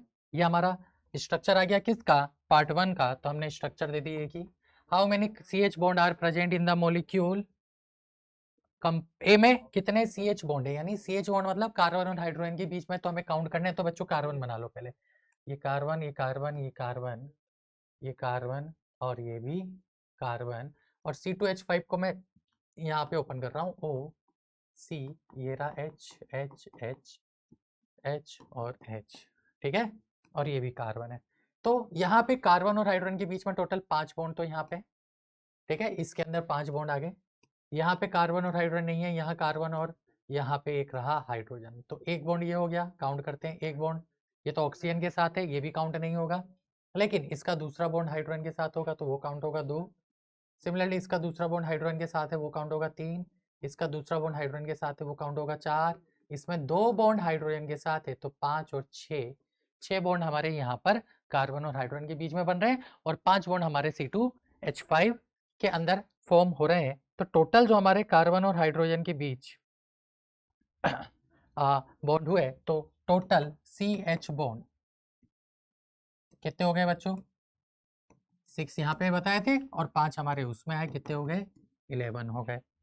सिंपल है ना। ये लाइन डायग्राम आप लोगों ने ऑर्गेनिक में पढ़ा है, अगर किसी ने नहीं पढ़ा है तो इसके लिए आप लोग ऑर्गेनिक थोड़ा सा पढ़ो और फिर इस क्वेश्चन को सॉल्व करना। तो ये हमारा सेकंड हो गया। What happen to the pH value of reaction mixture, जब आपका जो एसिड है वो एस्टर में क्या हो रहा है, कन्वर्ट हो रहा है। तो बच्चों हम पीएच स्केल की बात करें, ये हमारा 0 होता है, ये हमारा 7 होता है, और ये हमारा 14 होता है, ठीक। जब हम 7 से 0 की तरफ जाते हैं, मतलब एसिडिक स्ट्रेंथ क्या हो रही है, बढ़ रही है। लेकिन हमें पता है कि हम एसिड की तरफ नहीं जा रहे हैं, हम तो न्यूट्रल सॉल्ट की तरफ जा रहे हैं, ठीक है। हम क्या कर रहे हैं, हम सॉल्ट से एसिड की तरफ जा रहे हैं। तो बच्चों जब आप सॉल्ट से एसिड की तरफ जा रहे हो तो पीएच क्या होता है, पीएच डिक्रीज होती है। लेकिन इस केस में हमारा उल्टा हुआ है, हमने क्या किया, हम एसिड से हमने क्या किया, सॉल्ट फॉर्म किया। तो एसिड से सॉल्ट फॉर्म किया तो जो पीएच है वो क्या होगी, इंक्रीज होगी। तो इसका जो करेक्ट आंसर होगा वो क्या होगा, इंक्रीज। भाई पहले एसिड था ना, एसिड से अब क्या बन गया, वो यहाँ से वाटर मॉलिक्यूल बाहर निकला, वाटर मॉलिक्यूल बाहर निकला तो एस्टर को हम क्या बोल सकते हैं, एक तरह से सॉल्ट तो नहीं बोलेंगे, लेकिन हाँ एसिड और बेस की रिएक्शन से फॉर्म हुआ है तो हम सॉल्ट जैसी ट्रीट करेंगे। तो यानी एसिड से हम न्यूट्रल की तरफ जा रहे हैं, इसलिए पीएच क्या होगा, इसका इंक्रीज होगा। Point 4, practically in many reaction complete conversion of reactant to product does not happen. सभी को पता है कि कोई भी रिएक्शन 100% जनरली कन्वर्ट नहीं होती है। The ratio of moles of actual yield versus moles of theoretical expected yield gives the percentage yield. Percentage yield आप सभी को पता है कि हम कैसे निकालते हैं, परसेंटेज यील्ड क्या होती है, ठीक है। तो जो हमारा वैल्यू आता है एक्चुअल बोले तो experimental value upon theoretical value into 100, ये हमें परसेंटेज यील्ड देता है, ठीक। Calculate the percentage yield of the product A obtain based on the above data.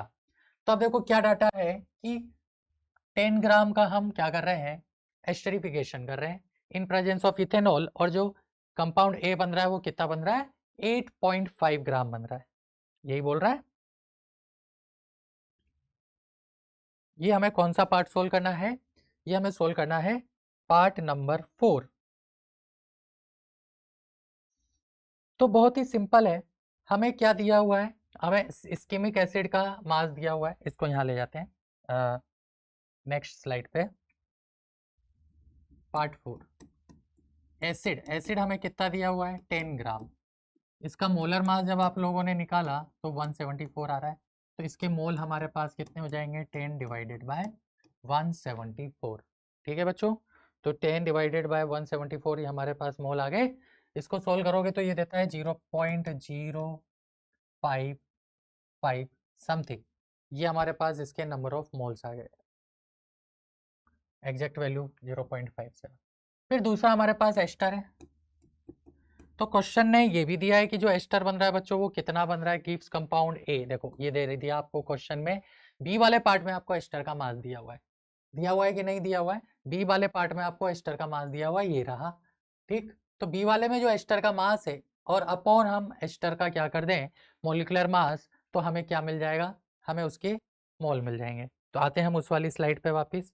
तो एस्टर 8.5 ग्राम, इसका मोलर मास बच्चों आप लोग कैलकुलेट करना, तो ये 202 आएगा। तो मोल्स आ गए हमारे पास 8.5, given mass upon molar mass 202। यहाँ तक क्लियर? तो इसको जब आप देखोगे तो ये कुछ 0.042 ग्राम फॉर्म होता है। अब क्वेश्चन क्या बोल रहा है, क्वेश्चन बोल रहा है calculate the percentage yield of the product. हमें क्या बताना है, परसेंटेज यील्ड बताना है प्रोडक्ट की। ठीक है, तो बहुत ही सिंपल है, आप मोल से भी जा सकते हो और आप मास से भी जा सकते हो। ये हमने क्या निकाला, ये हमने मोल निकाला है। यानी हमारे पास जो एसिड के मोल है वो 0.057 है, तो एस्टर भी 0.057 बनना चाहिए था। यानी ये कौन सी वैल्यू हुई, ये थ्योरेटिकल वैल्यू हुई। यानी इतना, भाई आपको पता है ना रिएक्शन क्या हुई है, रिएक्शन हुई है कि acid plus ethanol gives ester, sorry, I can't make a phone call with your iPad, ester plus water। तो बच्चा ये जो रिएक्शन हुई है इसमें अगर हम कोफिशिएंट देखें तो सबका कोफिशिएंट क्या क्या आ रहा है, 1 1 निकल के आ रहा है। तो अगर एसिड के मोल 0.057 है तो थ्योरेटिकली ये भी 0.057 मोल बनने चाहिए, बट एक्चुअली में ये थ्योरेटिकल हो गया, बट एक्सपेरिमेंटली ये बन कितने रहे हैं, 0.042। तो परसेंटेज यील्ड जो हो गया वो हो गया 0.042 डिवाइडेड बाय 0.057 इंटू 100। तो ये कितना परसेंट है, 73% है। तो ये हो गया हमारा फोर्थ नंबर। यहाँ तक क्लियर? ये हमारा क्या हो गया, फोर्थ हो गया।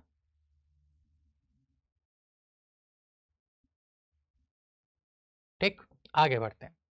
तो परसेंटेज यील्ड जो उसने पूछा है ये हो गया, परसेंटेज यील्ड ऑलमोस्ट हमारी कितनी आ गई, 73% निकल के आ गई। Next part, which is more soluble in aqueous solution, ischaemic acid और ए। तो बच्चा बहुत ही क्लियर है, जो एसिड है ये रही हमारी एसिड की स्ट्रक्चर।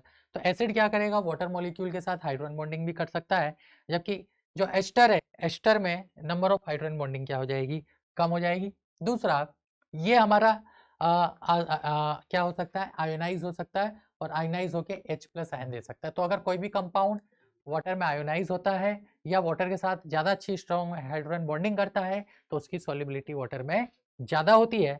तो ये आयोनाइज भी हो रहा है वाटर में, कोई भी एसिड है तो वो 100% नहीं, ये तो वीक एसिड है ना, ऑर्गेनिक एसिड, तो कुछ तो आयोनाइज होगा। इस वजह से हम क्या बोल सकते हैं कि इसकी सॉल्युबिलिटी वाटर में क्या है, ज़्यादा है।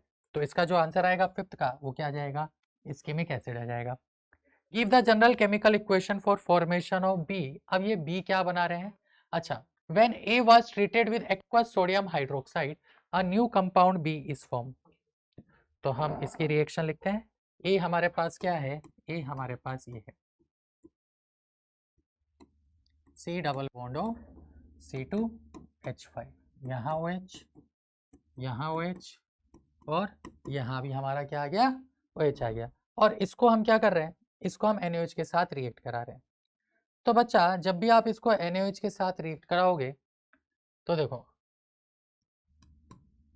NaOH ब्रेक होके क्या देता है, अगेन ये बच्चा आपका ऑर्गेनिक है, Na+ एंड OH-, ये यहाँ अप्रोच करेगा और O(C2H5) को बाहर निकाल देगा।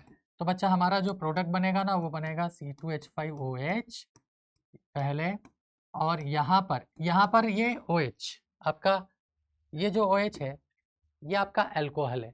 तो एल्कोहल अगर मिथेनॉल होता है तो NaOH के साथ रिएक्ट करता है, लेकिन बाकी एल्कोहल NaOH के साथ रिएक्ट नहीं करते। तो ये हमारा क्या हो गया, OH, और ये कार्बोक्सिलिक एसिड है, बच्चों कार्बोक्सिलिक एसिड ये हमारा एसिड और ये हमारा क्या है बेस, फर्दर क्या करेगा NaOH के साथ एसिड बेस रिएक्शन शो करेगा और वाटर बाहर निकाल देगा। तो फाइनली जो प्रोडक्ट फॉर्म होगा वो हमारा sodium salt of ischaemic acid form होगा। क्या फॉर्म होगा बच्चों? Sodium salt of ischaemic acid. तो बच्चा ये आपकी ऑर्गेनिक है, थोड़ा सा ऑर्गेनिक पे आप ध्यान दीजिएगा, है ना। इसके लिए आपको ऑर्गेनिक अच्छे से पढ़नी है। ऑर्गेनिक जब आप पढ़ लोगे तो ये क्वेश्चन आपको बहुत ही आसान लगेगा कि अल्कोहल NaOH के साथ रिएक्ट नहीं करते हैं, NaOH में सोल्यूबल नहीं होते हैं, लेकिन फिनोल आपके या कार्बोक्सिलिक एसिड आपके NaOH के साथ रिएक्ट करते हैं और उसमें सोल्यूबल होते हैं। अब लास्ट है, ये भी हो गया हमारे पास।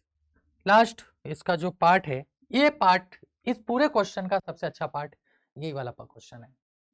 तो बोल रहा है कि biryani is love by many people in India. ये आप सभी को पता है, आप लोगों के भी मुंह में पानी आ रहा होगा बिरयानी का नाम सुनते ही, ठीक है। भैया के भी मुंह में पानी आ रहा है। हाँ चलो, बिरयानी इंडिया में बहुत फेमस है। Star anise is a common flavouring agent for biryani, यानी बिरयानी का टेस्ट बढ़ाने के लिए हम उसमें क्या करते हैं, स्टार एनाइस यूज करते हैं। श्यामा एडेड, श्यामा कोई नाम है किसी का, added the whole spice including star anise with rice in water and half cook it, यानी उसने क्या किया, उसको आधा ही कुक किया है, पूरा कुक नहीं किया है, ठीक है। Then she remove the whole spice, उसने पूरा का पूरा स्पाइस रिमूव कर दिया from the half cook rice and layer the vessel with fried vegetable and again cook the ingredient on a medium heat, और मीडियम हीट पे उसको दोबारा क्या किया, हीट किया। ये एक एक्सपेरिमेंट है श्यामा का। दूसरा है Tina made the same dish by first boiling rice in water, पहले उसने क्या किया, राइस को बॉईल किया पानी के साथ without star anise to half cook stage, मतलब उसने स्टार एनाइस नहीं डाला लेकिन पानी में राइस को बॉईल किया जब तक वो हाफ कुक नहीं हो गया। उसके बाद उसने फ्राइड वेजिटेबल डाले एंड देन रीकुक्ड इट, उसके बाद दोबारा रीकुक किया। Then she tempered the whole spice including star anise in oil, sauteed for a while and added to the cook biryani. यानी दो डिफरेंट केसेस यहाँ पर आपको, दो डिफरेंट सिनेरियोज यहाँ पर आपके दिए दिए हुए, एक है श्यामा का और एक है टीना का। श्यामा क्या कर रही है, पहले स्टार एनाइस डाल रही है और भी इंग्रेडिएंट डाल रही है और उसको हाफ बॉईल कर रही है, हाफ कुक कर रही है, और फिर वो सारे इंग्रेडिएंट उसमें से निकाल के उसमें वेजिटेबल डाल के उसको पूरा पका रही है मीडियम आंच पे। टीना क्या कर रही है, टीना पहले उसको हाफ कुक कर रही है, हाफ बॉईल कर रही है और कोई भी इंग्रेडिएंट उसमें नहीं डाल रही। उसके बाद उसमें फ्राइड वेजिटेबल डालती है, उसको दोबारा रीकुक करती है और उसके बाद ये जो आपके स्टार एनाइस और अदर जो भी स्पाइसेस है, सॉल्ट हो गया या जो भी मिर्च हो गया, उसको ऑयल में फ्राई करके और फिर उसमें ऐड कर रही है। आप लोग दो तरीके से घर में खाना बनाते हो, जैसे कि आपको फ्राइड राइस बनाने, तो आपने क्या किया, पहले फर्स्ट वाले केस में जब आपको फ्राइड राइस बनाने हैं तो फर्स्ट वाले केस में आपने उसको हाफ बॉईल किया, हाफ बॉईल करके फिर उसमें वेजिटेबल डाले, पूरा बॉईल किया और बाद में ऊपर से उसका तड़का लगाया, एक तरीका ये। दूसरा तरीका श्यामा का, श्यामा ने क्या किया, पहले उसमें वो जो भी इंग्रेडिएंट्स है वो डाले, उसको हाफ बॉईल किया, फिर वो she remove the whole spice from the half cook rice and layer the vessel with fry, और उसमें उसने वेजिटेबल डाल दिए। तो ये दो तरीके हैं, कौन से तरीके में जो हमारा खाना है वो ज़्यादा टेस्टी बनेगा, ऐसा क्वेश्चन हमसे पूछ रहा है। तो बच्चा बहुत ही सिंपल है,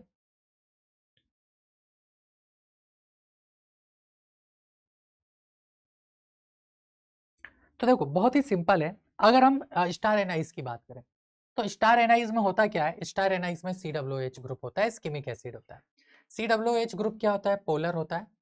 पोलर होता है तो वाटर के साथ क्या करेगा, और दूसरा ही वाटर के साथ हाइड्रोजन बॉन्डिंग भी कर सकता है। तो ये वाटर के साथ हाइड्रोजन बॉन्डिंग कर रहा है, पोलर है, तो इनमें वाटर के साथ एसोसिएट होने की टेंडेंसी ज्यादा होगी। तो फर्स्ट वाले केस में क्या होगा, फर्स्ट वाले केस में जब आप पहले बॉईल करोगे वाटर के साथ स्टार एनाइस को, तो ये वाटर के साथ क्या करेगा, हाइड्रोजन बॉन्डिंग करेगा और फूड में अपना फ्लेवर दे देगा। फूड में क्या करेगा, अपना फ्लेवर, अपना एसेंस ज्यादा दे देगा, ठीक है। लेकिन दूसरे वाले केस में आप ऑयल में इसको क्या कर रहे हो, फ्राइड कर रहे हो। अब ऑयल आपको पता है कि वेजिटेबल ऑयल से है, उसमें हाइड्रोजन बॉन्डिंग जैसा कोई केस पॉसिबल नहीं है और इसकी सॉल्युबिलिटी भी उसमें इजीली नहीं होगी, तो उसमें इसका जो फ्लेवर आएगा वो उतना अच्छा नहीं आएगा जितना कि पहले वाले केस में आ रहा है।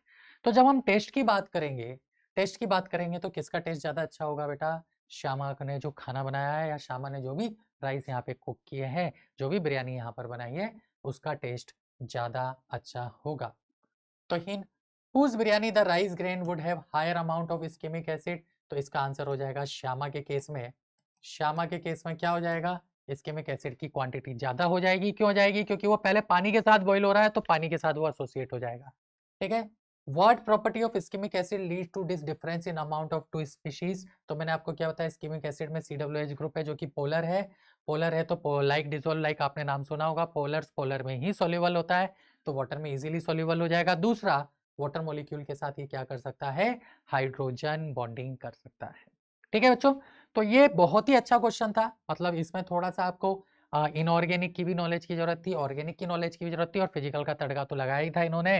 मतलब इन शॉर्ट आपको बच्चों ये समझ में आ रहा है कि अगर आपको IJSO क्वालिफाई करना है तो फिजिकल पे तो आपको 101% ध्यान देने की जरूरत है, साथ में केमिकल बॉन्डिंग और ऑर्गेनिक का भी आपको आइडिया होना चाहिए, तब जाके आप ये वाला जो क्वेश्चन है, जो ये पूरा पैराग्राफ है, वो आप अच्छे से, ये जो पूरा पैसेज है, ये आप पूरा अच्छे से सोल्व कर पाओगे। ठीक है बच्चों, तो आज की क्लास के लिए इतना ही रखते हैं, है ना। नेक्स्ट क्लास में हम नेक्स्ट पेपर के साथ मिलेंगे और ट्राई करेंगे कि नेक्स्ट क्लास में हम सारे क्वेश्चंस को कम टाइम में कवर कर पाए। और IJSO में ये वो क्वेश्चन है जिसमें जनरली आप अटकते हो, तो हमने क्या किया है, ट्राई किया है कि उसको एक अच्छे से अच्छे लेवल पे एक्सप्लेन करें। तो बच्चों आज की क्लास के लिए हम इतना ही रखते हैं, मिलते हैं नेक्स्ट क्लास में, तब तक के लिए tata bye bye, take care, thank you. हाँ भाई, हेलो बच्चों। तो ये भी हमने ये सीरीज़ आपके लिए लेके आए हैं, जिसमें कि हम जो है प्रीवियस ईयर क्वेश्चंस का डिस्कशन करेंगे। उन कॉन्सेप्ट के थ्रू हम आपको आइडिया बताएंगे कि जो आपके क्वेश्चंस आते हैं उनको आप कैसे अप्रोच कर सकते हो। ठीक है, तो आप लोग सब लोग ये क्वेश्चंस अगर आप देखेंगे करेंगे तो उससे आपको आइडिया मिल जाएगा कि आप लोगों ने जो भी तैयारी करी है वो तैयारी के हिसाब से कौन से कॉन्सेप्ट में आप जो लैग कर रहे हैं, तो उसको थोड़ा बहुत तो यहाँ से आपको जो है बहुत सारा बेनिफिट होने वाला है। तो आप इस सीरीज़ को ज़रूर से ज़रूर देखें और प्रॉपर तरीके से उस कॉन्सेप्ट्स की पूरी फील लेने की कोशिश करेंगे। ठीक है, जिससे कि आपको आइडिया मिलेगा कि भाई लेवल किस तरह से चला जाता है। तो नॉलेज की तो बेटा अथा होती है, नॉलेज तो कितना ही हमारे पास हम पढ़ लें तो भी कम ही पड़ता है। फिर भी आप लोगों को कुछ बेसिक चीज़ें ऐसी होती है जो डे टू डे लाइफ के हिसाब से केमिस्ट्री में हम देखते हैं, उन बेसिक चीज़ों को तो आपको स्टडी करना ही करना है। तो इन क्वेश्चन के माध्यम से आपको उसका आइडिया यहाँ पर मिल जाता है प्रॉपर, तो उससे आपको बहुत फ़ायदा होने वाला है। ठीक है, जैसे कि अभी ये आपको मैं सवाल देता हूँ। अब एक जो बच्चा 9th का है या 10th का है या 11th का जो भी है, तो उसके लिए थोड़ा क्वेश्चन डिफिकल्ट हो जाता है। ठीक है, पर चूंकि हम आप लोग अच्छे बच्चे हो, इंटेलिजेंट बच्चे हो, आप लोग प्रैक्टिस करते हो, स्टडी किया है आपने, साल भर मेहनत भी करी है, तो आप लोगों को ये चीज़ें थोड़ी थोड़ी कहीं ना कहीं तो हमारे कोर्स के दौरान जब भी आपने जहाँ भी कोर्स किया है, जहाँ भी आपने प्रिपरेशन की है, जिस भी इंस्टीट्यूट में करी है, उसके हिसाब से अगर आप देखेंगे तो आपको ये कहीं ना कहीं तो आपको डायरेक्टली इनडायरेक्टली टीचर ने बताया होगा, पढ़ाया होगा। नहीं पढ़ाया तो कोई बात नहीं, इट डजेंट मैटर, हम अपने पास यहाँ पर इस क्वेश्चन के माध्यम से उसको देख लेंगे। ओके, जैसे एक क्वेश्चन आप देखते हैं यहाँ पर, बहुत ही अच्छा और लेवल का सवाल है, ऐसा नहीं है, बट इसको करने की अप्रोच कैसे होगी बताता हूँ। बोलता two salt X and Y are heated strongly in two test tube separated to study their decomposition process and following observations are made during the experiment. अब आप यहाँ पर देखो कि भाई हमने क्या किया, एक एक्सपेरिमेंटली बात की जा रही है, आप यहाँ पर देख सकते हैं। तो अभी मैं आपको बताता हूँ, जैसे इस क्वेश्चन के बारे में प्रॉपर बात करें यहाँ पर, तो हमारे पास हमने जो है यहाँ पर क्या किया, आपके पास ऐसे एक्सपेरिमेंटली प्रूव किया, 2 टेस्ट ट्यूब आपके पास यहाँ पर ले ली गई इस तरह से। अगर आप ध्यान से देखिए, प्रॉपर डिटेल में बात करूंगा, एक एक पॉइंट आपको क्लियर कर दूंगा। यहाँ पर आप देख सकते हैं 2 टेस्ट ट्यूब आप यहाँ पर ले सकते हैं। ठीक है, 2 टेस्ट ट्यूब आपके पास दिए, दोनों टेस्ट ट्यूब के अंदर हमारे पास अलग अलग ऑब्जर्वेशन यहाँ पर दिए गए ऑन बिहाफ ऑफ दैट। उसके बिहाफ पर आप जो है यहाँ पर बात करने की कोशिश करते हैं कि भाई इसके बिहाफ पर आप बताइएगा इसके अंदर क्या क्या हमारे पास सोल्ट हो सकते हैं, इसके बारे में यहाँ पर बात की जाती है। 2 टेस्ट ट्यूब आपने यहाँ पर ले ली बेटा, 2 टेस्ट ट्यूब आपने यहाँ पर ले रखी, दोनों टेस्ट ट्यूब के अंदर अलग अलग ऑब्जर्वेशन। बोलता है two salt X and Y, मान लो अपने पास एक्स है, अपने पास यहाँ पर वाई है, 2 सोल्ट है। 2 test tube separately to study their decomposition, okay, and following observations are made during the experiments.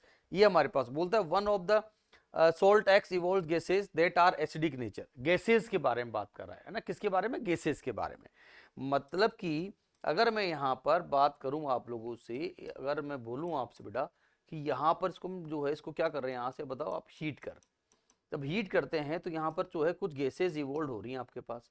यहाँ पर इसको हमने हीट किया तो यहाँ पर कोई गैसेज आपके पास आ रही। उसने गैस नहीं बोला, बी केयरफुल, गैस नहीं बोला, उसने बोला यहाँ पर हमारे पास में गैसेज है ना, गैसेज यहाँ पर इवोल्व हो रही है। ठीक है, वो उनका नेचर क्या है वो लिखा हुआ है आप साफ साफ, उनका जो नेचर है बच्चे वो क्या है बेटा, acidic in nature. Okay, very good.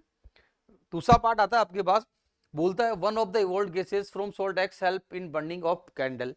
Burning of candle के बारे में बात कर रहा है भाई। बर्निंग ऑफ कैंडल, अब कैंडल आपके पास आप जानते हो बर्न करती है। जब आप कैंडल के बारे में बात, पूरा पूरा फील आता है केमिस्ट्री में, यही तो मजा है जिंदगी का। ये अपने कैंडल बना दी साहब ऐसे, ये अच्छी नहीं बनी, कोई बात नहीं, दोबारा बना देते हैं। कैंडल बना देते हैं हमारे पास यहाँ पर हम, और उसको देखते हैं जरा। आप देखिएगा कि भाई, आप देखते हो जब फ्लेम जलती है हमारे पास, एक कैंडल ऐसे ऐसे करके ऐसा फ्लेम होती है बेटा, ये ऐसा फ्लेम जलती है हमारे पास, तो कैंडल को बर्निंग में हेल्प कर रही है। मतलब सिंपल सी बात है कि कौन सी बर्निंग ऑफ कैंडल, कैंडल को कर रहा है हमारे पास, तो समझ जाओ आप यहाँ पर कि वो तो O2 ही होती बेटा। ऑक्सीजन गैस जो होती है वही तो हमारे पास बर्निंग में हेल्प करती, नहीं करती? करती ना। ऑक्सीजन गैस जो होती है वही तो बर्निंग में हेल्प करती है। इसका मतलब आप समझ गए होंगे यहाँ पर, अगर आप ध्यान देंगे, अगर मैं ध्यान दे इसके बारे में बात करूं मैं आपसे, तो यहाँ पर ये अगर इसको देखा जाएगा तो ये बर्निंग बने, एक तो इनमें से क्या होना चाहिए, इनमें से एक तो हमारे पास यहाँ पर अगर आप बात करें तो एक तो O2 गैस होना चाहिए आपके पास, तो यानी O2 का पार्ट अपने पास यहाँ पर आ गया। आगे बढ़ते हैं, फिर बोलता है हमारे पास yellow colour yellow colour residue is formed after complete decomposition of salt X. X salt के साथ से हमारे पास यहाँ पर डिकम्पोजिशन करते हैं, तो यहाँ पर हमारे पास बोला जाएगा एक येलो कलर का सोल्ट आपके पास और आ जाता है। जरा उसके बारे में बात करें तो यहाँ पर गैसेज में एक तो ये आ गई, कोई एक और एक्स गैस जो भी गैस निकलेगी, और साथ में हमारे पास क्या हो रहा है, येलो कलर का रेजिड्यू। देखो यहाँ पर येलो कलर का रेजिड्यू और बन रहा है बेटा, तो यहाँ पर एक येलो कलर रेजिड्यू और बनेगा, ठीक है, after complete decomposition of salt, salt के कंप्लीट डिकम्पोजिशन पर। ये बात भी ठीक है। Salt Y completely decompose to produce gases, ये भी हमारे पास क्या हो रहा है, डिकम्पोज होने के बाद में, यहाँ पर ध्यान दे बेटा, ये भी डिकम्पोज होने के बाद अगर आप देखेंगे तो ये भी क्या कर रहा है यहाँ पर हमारे पास गैसेस, इसके पास ही बात करो तो ये भी गैसेस प्रोड्यूस कर रहा है। ओके सर, ठीक है। Salt Y generate a gas that makes you laugh. Oh ho, ऐसी गैस जिसको भाई हमने यहाँ पर सूंघा और उसके बाद अगर उसको हम इनहेल करते हैं तो हमें हंसी आ जाती, हा करके। समझ रहे बात को? तो ये तो आपको पता ही होगा, ये तो हर बच्चे को पता होता है। आई टोल्ड यू दैट कि भाई हम जो डे टू डे लाइफ में हमारे केमिस्ट्री कहाँ दिखती है, उन चीजों के ऊपर क्वेश्चंस आपके आने के चांसेस मैक्सिमम होते हैं, हिंट आपको वहीं से मिलेंगे, ठीक है। तो लाफिंग गैस, ओ भाई साहब ठीक है, मजा ही आ गया। ओ सर वो तो पता ही होती है, मेन टू होती है, तो ये लाफिंग है ना, मैं मेक यू लाफ, मतलब ये जो गैस होगी वो तो कौन सी होगी, अगर मैं बोलूँ आपसे यहाँ पर, वो कौन सी हो जाएगी, N2O। ओहो, मतलब यहाँ गैसेज में एक तो अपने पास क्या आ गया, N2O गैस आएगी। तो आपको यहाँ से हिंट मिला, एक O2 का हिंट मिला, एक N2O का हिंट मिला, मिला नहीं मिला, और एक अपने पास येलो कलर का रेजिड्यू बन रहा है हमारे पास। अब हम क्या करेंगे, अगर मैं डायरेक्टली सोचता हूं ऐसे हवा में, तो मुझे कुछ नहीं पता चलेगा कौन सा सोल्ट होगा। तो भाई सिंपल सी बात है, हमारे पास ये जो बच्चा है, मेरा जो बच्चा है, ये देखो, ये लो, ये आ गया आपका बच्चा, ये मेरा फेवरेट है, ये टॉपर बच्चा है एक्चुअली, है ना। ये क्या कर रहा है, ऐसे करके, ऐसे करके टोई टोई करके अपनी खोपड़ी से कॉन्सेप्ट को जो है बाहर निकालता है, सोचता है कि कैसे मैं आंसर दूंगा भाई। तो ऐसा सोचता है बेटा, ये यूं करके टोई टोई, इसका एंटीना सीधा सैटेलाइट से कनेक्टेड है, तो ये सोचता है अच्छा। तो आप क्या करें, डायरेक्ट वहीं से देखूं ऊपर ऊपर से तो पता नहीं चलेगा। अरे तो ऑप्शन भी तो है भाई, ऑप्शन भी तो है बेटा। अब ऑप्शन से देख के बात करूंगा तो सिंपल सी बात है, सिंपल सी बात है, यहाँ पर आप यहाँ पर देख सकते हो सिल्वर नाइट्रेट है, जिंक का कार्बोनेट है। अब मैं क्या करूंगा, यहां से देखता हूं, अगर मैं ए को बोलूं यहाँ पर मेरे पास में कि एक्स एंड वाई रेस्पेक्टिवली, ध्यान दीजिएगा, एक्स एंड वाई रेस्पेक्टिवली, मतलब मेरा पहले बात करेगा एक्स के लिए। जिंक का कार्बोनेट तो हो नहीं सकता। आप जानते हैं अगर जिंक का कार्बोनेट होगा बेटा, इसको मैं हीट करूंगा तो ZnO प्लस CO2, और CO2 गैस जो है वो बिल्कुल भी हमारे पास बर्निंग में हेल्प नहीं करती। CO2 तो बर्निंग में हेल्प नहीं करती, बर्निंग में तो O2 ही हेल्प करती है। मतलब पहला ऑप्शन तो मैं डिस्कार्ड कर दूंगा। दूसरा मतलब अमोनियम का कार्बोनेट ले लूंगा बेटा, इसको भी मैंने हीट किया, यहां पर आप देखेंगे अमोनियम है, अमोनियम का कार्बोनेट है। अरे भाई इसको भी हीट कर दो, इसको भी हीट कर दोगे तो यहां पर भी क्या होगा बेटा, अमोनियम कार्बोनेट को हीट करेंगे तब भी मेरे पास CO2 तो आएगा ही आएगा, और जब CO2 आएगा साथ में अमोनिया कुछ निकल जाएगी, साथ में पानी कुछ निकल जाएगा, पर यहां पर ये CO2 ये भी हेल्प नहीं करता, मतलब इसको भी मैं उड़ा दूंगा। अब बात आती है हमारे पास में यहां पर, इसके बारे में बात करें, lead nitrate and ammonium nitrate. अगर आप लेड के नाइट्रेट को लेते हो, यहां पर सब बच्चे ध्यान दीजिएगा, अगर मैं लेड का नाइट्रेट लेता हूं बेटा, तो लेड का नाइट्रेट क्या हो गया मेरे पास, यहां पर आप देख सकते हैं, we can take the nitrate of lead, lead का नाइट्रेट हम यहां पर ले सकते हैं PbNO3 का होल ट्वाइस। ओके सर, अगर लेड की नाइट्रेट को हम हीट करते हैं यहां पर, तो साफ समय पता होता है इसको कि मैं इसको हीट करता हूं तो एक तो ये PbO बनेगा, लेड की +2 स्टेबल होती है ऑक्सीडेशन स्टेट, इसलिए लेड का ऑक्साइड PbO फॉर्म में बनाएगा। और ये हमारे पास येलो मेसिकोट, इसका जो कलर है आपके पास वो येलो आप मेसिकोट होता है। और साथ के साथ क्या होगा, यहां पर हमारे पास क्या होगा, NO2 निकल जाएगा और साथ में O2 जाएगा। तो ये कहानी इसकी इस तरह से आ जाती है। अब O2 है हमारे पास, कोई दिक्कत नहीं, O2 का नेचर एसिडिक है, नो प्रॉब्लम। दूसरी बात, वो बर्निंग ऑफ कैंडल में भी हेल्प करेगा, वो भी ठीक है। NO2, और भाई साहब ये क्या सवाल है, जबरदस्त सवाल था, नॉलेज की तो कथा जरूरत है। NO2 पढ़ा हो आपने, NO2 को पानी में डाल देते हैं, अगर NO2 को पानी में डालते हैं ना बेटा, तो देखो मैं एक्स्ट्रा नॉलेज भी आपको गेन होगी, बहुत इंपॉर्टेंट रिएक्शन है। It does not impart brown colour in पानी, it does not brown colour in water, मतलब यहां पर आप देखेंगे कि ये क्या करता है, HNO2 को, NO2 गैस को पानी में डालते हैं तो ये HNO2 और HNO3 बनाता है, उसको बोलते हैं डिसप्रपोर्शनेट रिएक्शन। यहां पर नाइट्रोजन +4 में था, ये +3 में चला गया, ये +5 में चला गया, एक एलिमेंट का रिडक्शन भी हुआ, एक का ऑक्सीडेशन भी हुआ, इसलिए डिसप्रपोर्शनेट रिएक्शन देता है बेटा। और NO2 ब्राउन कलर की गैस होते, लिख लेना, और पानी में डालने पर वो ब्राउन कलर नहीं देता है। ये NO2 को आइडेंटिफाई करने का तरीका है। तो अब आप उस लेवल पे जाओ, किस लेवल पे जाके हम बात करते हैं, तो इस लेवल पे बच्चे की थिंकिंग होनी चाहिए।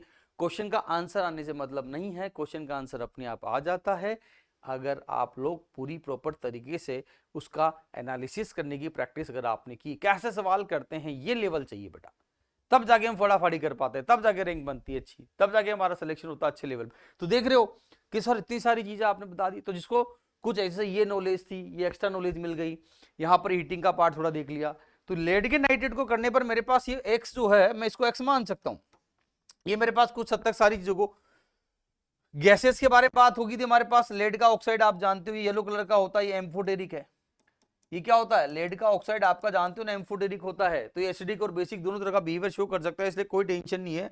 तो ये अपने पास हो जाएगा। और साथ में मतलब अमोनियम का नाइट्रेट, अगले पेज पर ले लेता हूं मैं, यहाँ पर एक बार आपको थोड़ा समझा देता हूँ। यहाँ पर आप देखेंगे अमोनियम का नाइट्रेट, बहुत ही प्यारा, बहुत ही अमोनियम का नाइट्रेट है। यहाँ पर सब बच्चे ध्यान देंगे, अगर अमोनियम नाइट्रेट है बेटा, और अमोनियम नाइट्रेट को अगर आप हीट करते हैं तो यहाँ पर इसको हीट किया जाता है, तो ध्यान दीजिएगा, अमोनियम प्लस हो गया, NO3 माइनस है, यहाँ पर नाइट्रोजन की ऑक्सीडेट -3 है, इसकी कितनी है, +5 है। तो यहाँ पर आप क्या करेंगे, यहाँ पर इसका एवरेज ले लो, इसका हमने क्या किया, एवरेज नाइट्रोजन का एवरेज ऑक्सीजन स्टेट निकाला, कितना आया आपके पास में, ये आया +1 आया।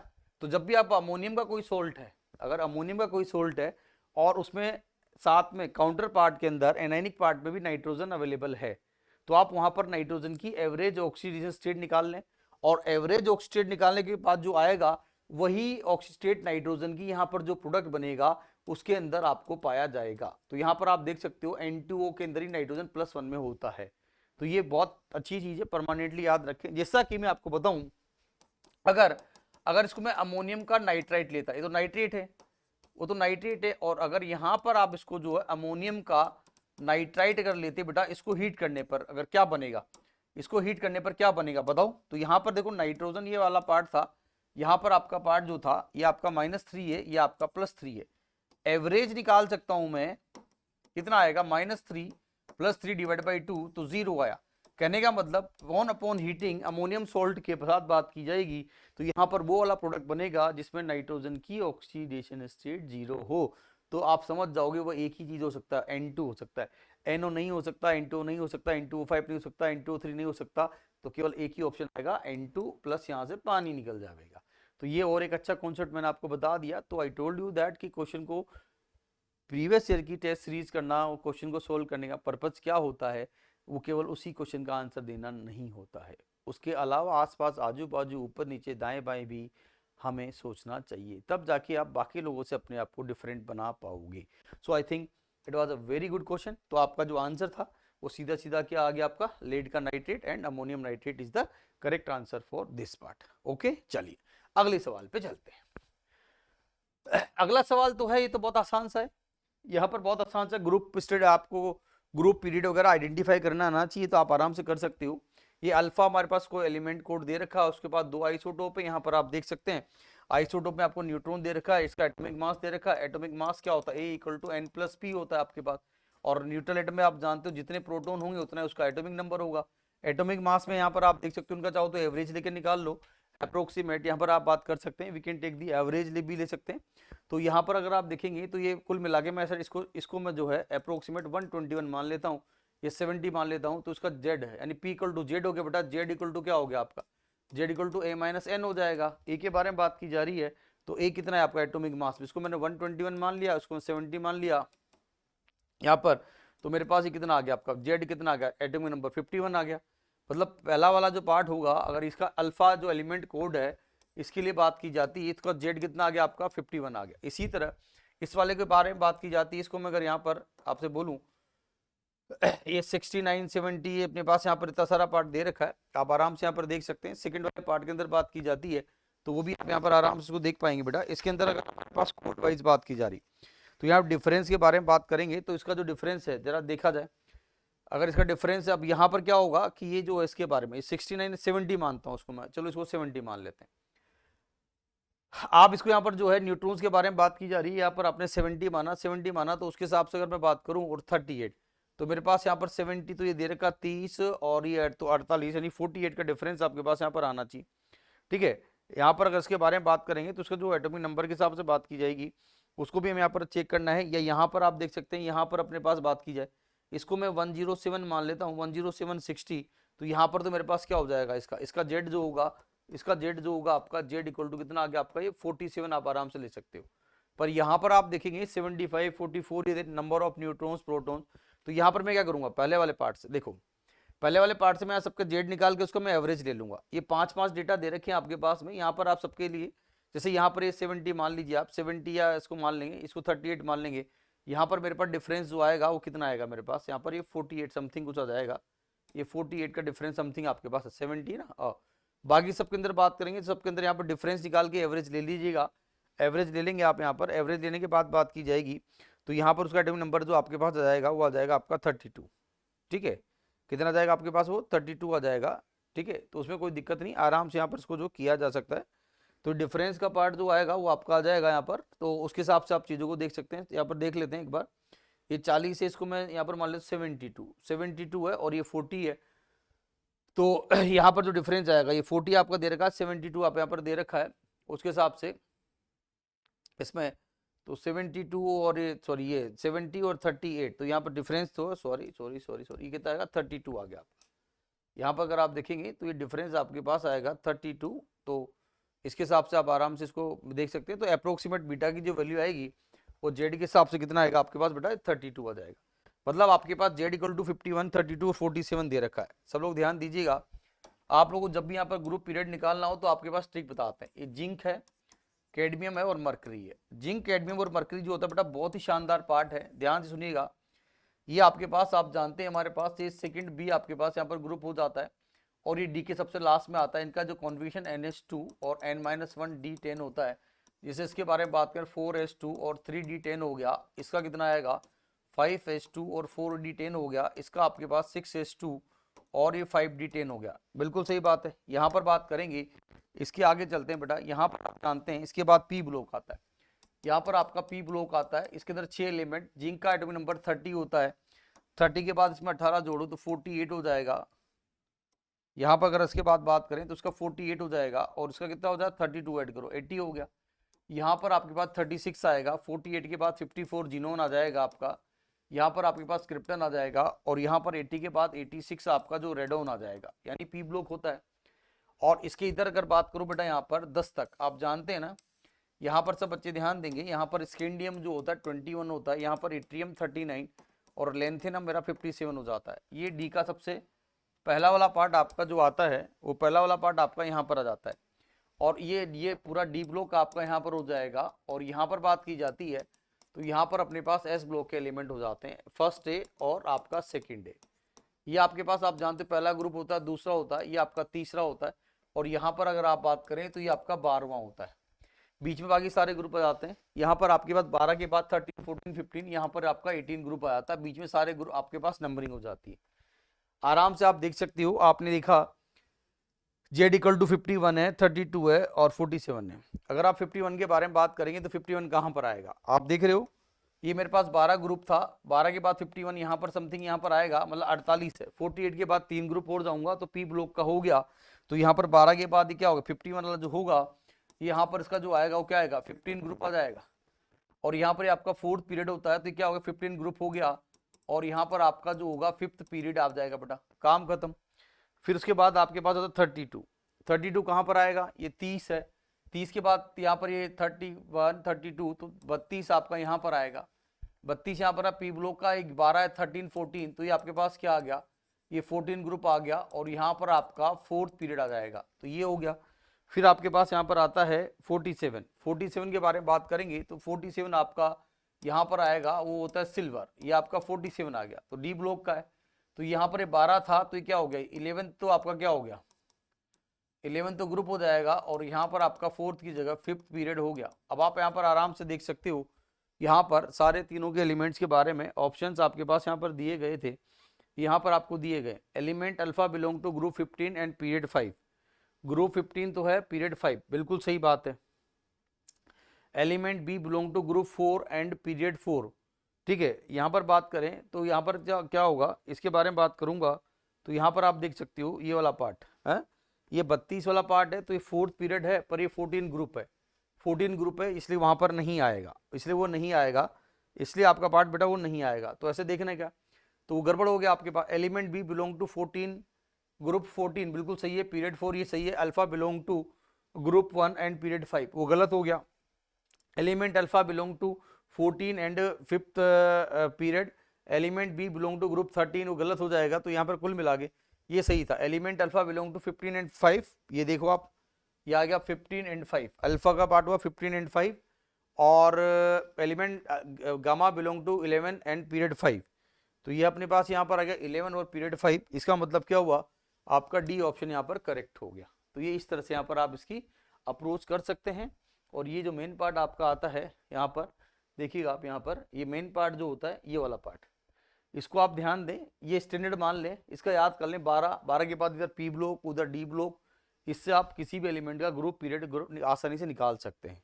और ऐसा सवाल आपके पास आता ही आता है तो प्रैक्टिस आप कर लीजिएगा, नहीं तो हमारे लेक्चर्स के अंदर आपको सारी चीजें मिल जाती है बहुत डिटेल में। अगला पार्ट है with the solution of I minus chlorine Cl2 react more vigorously, तो सिंपल सी बात है ये I माइनस है और यहाँ पर आपने क्लोरीन के बारे में बात की, क्लोरीन का अच्छा ऑक्सीडाइजिंग नेचर होता है तो ये इसको I2 में भेज देगा और ये 2Cl माइनस में चला जाएगा। उसी तरह 2I माइनस है आपके पास यहाँ पर और ये Br2 आया बेटा, और Br2 अगर आएगा तो यहाँ से क्या होगा ये इसको I2 में भेज के खुद जो है 2Br माइनस में चला जाएगा। डेफिनेटली हमारे पास यहाँ पर बात करें एटॉमिक रेडियई, देखें आप यहाँ पर रेडियई का भी चक्कर अपने पास यहाँ पर होता ही होता है, इसमें कोई दो राय नहीं है। एक क्लोरीन का पार्ट है, एक अपने पास यहाँ पर ब्रोमीन है, दोनों की रेडियई का मामला अलग अलग है। ये Cl माइनस है और ये अपने पास यहाँ पर जो है Br माइनस है।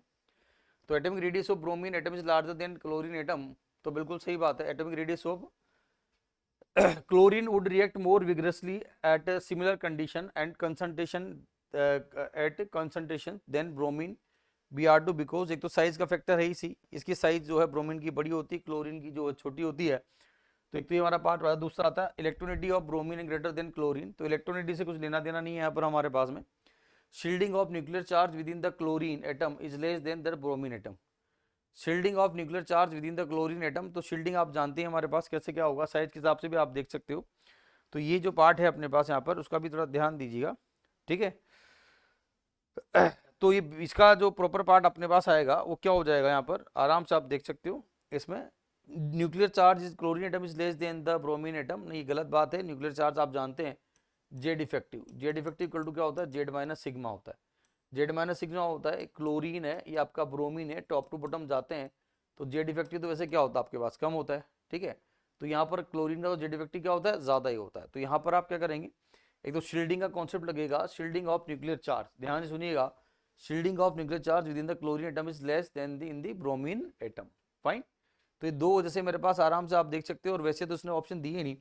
क्लोरीन जो होगा आपके पास ज़्यादा अच्छी तरह से I माइनस को क्या करेगा I2 में कन्वर्ट करेगा, करेगा नहीं करेगा करेगा। और अगर आप यहाँ पर ध्यान दीजिए, एक्स्ट्रा चीज़ बताता हूँ, अगर आप यहाँ पर जो है कोई ऑर्गेनिक सोलवेंट अगर आप ले लेते हैं, यहाँ पर अगर आप ऑर्गेनिक सोलवेंट अगर ले लेते हैं इसके अंदर हमारे पास में, तो ये पहला वाला जो पार्ट है यहाँ पर इसके अंदर, तो आपके पास आयोडीन के हिसाब से जो बेटा वॉयलेट कलर का लेयर आपका बन जाता है, इसको लेयर टेस्ट बोलते हैं।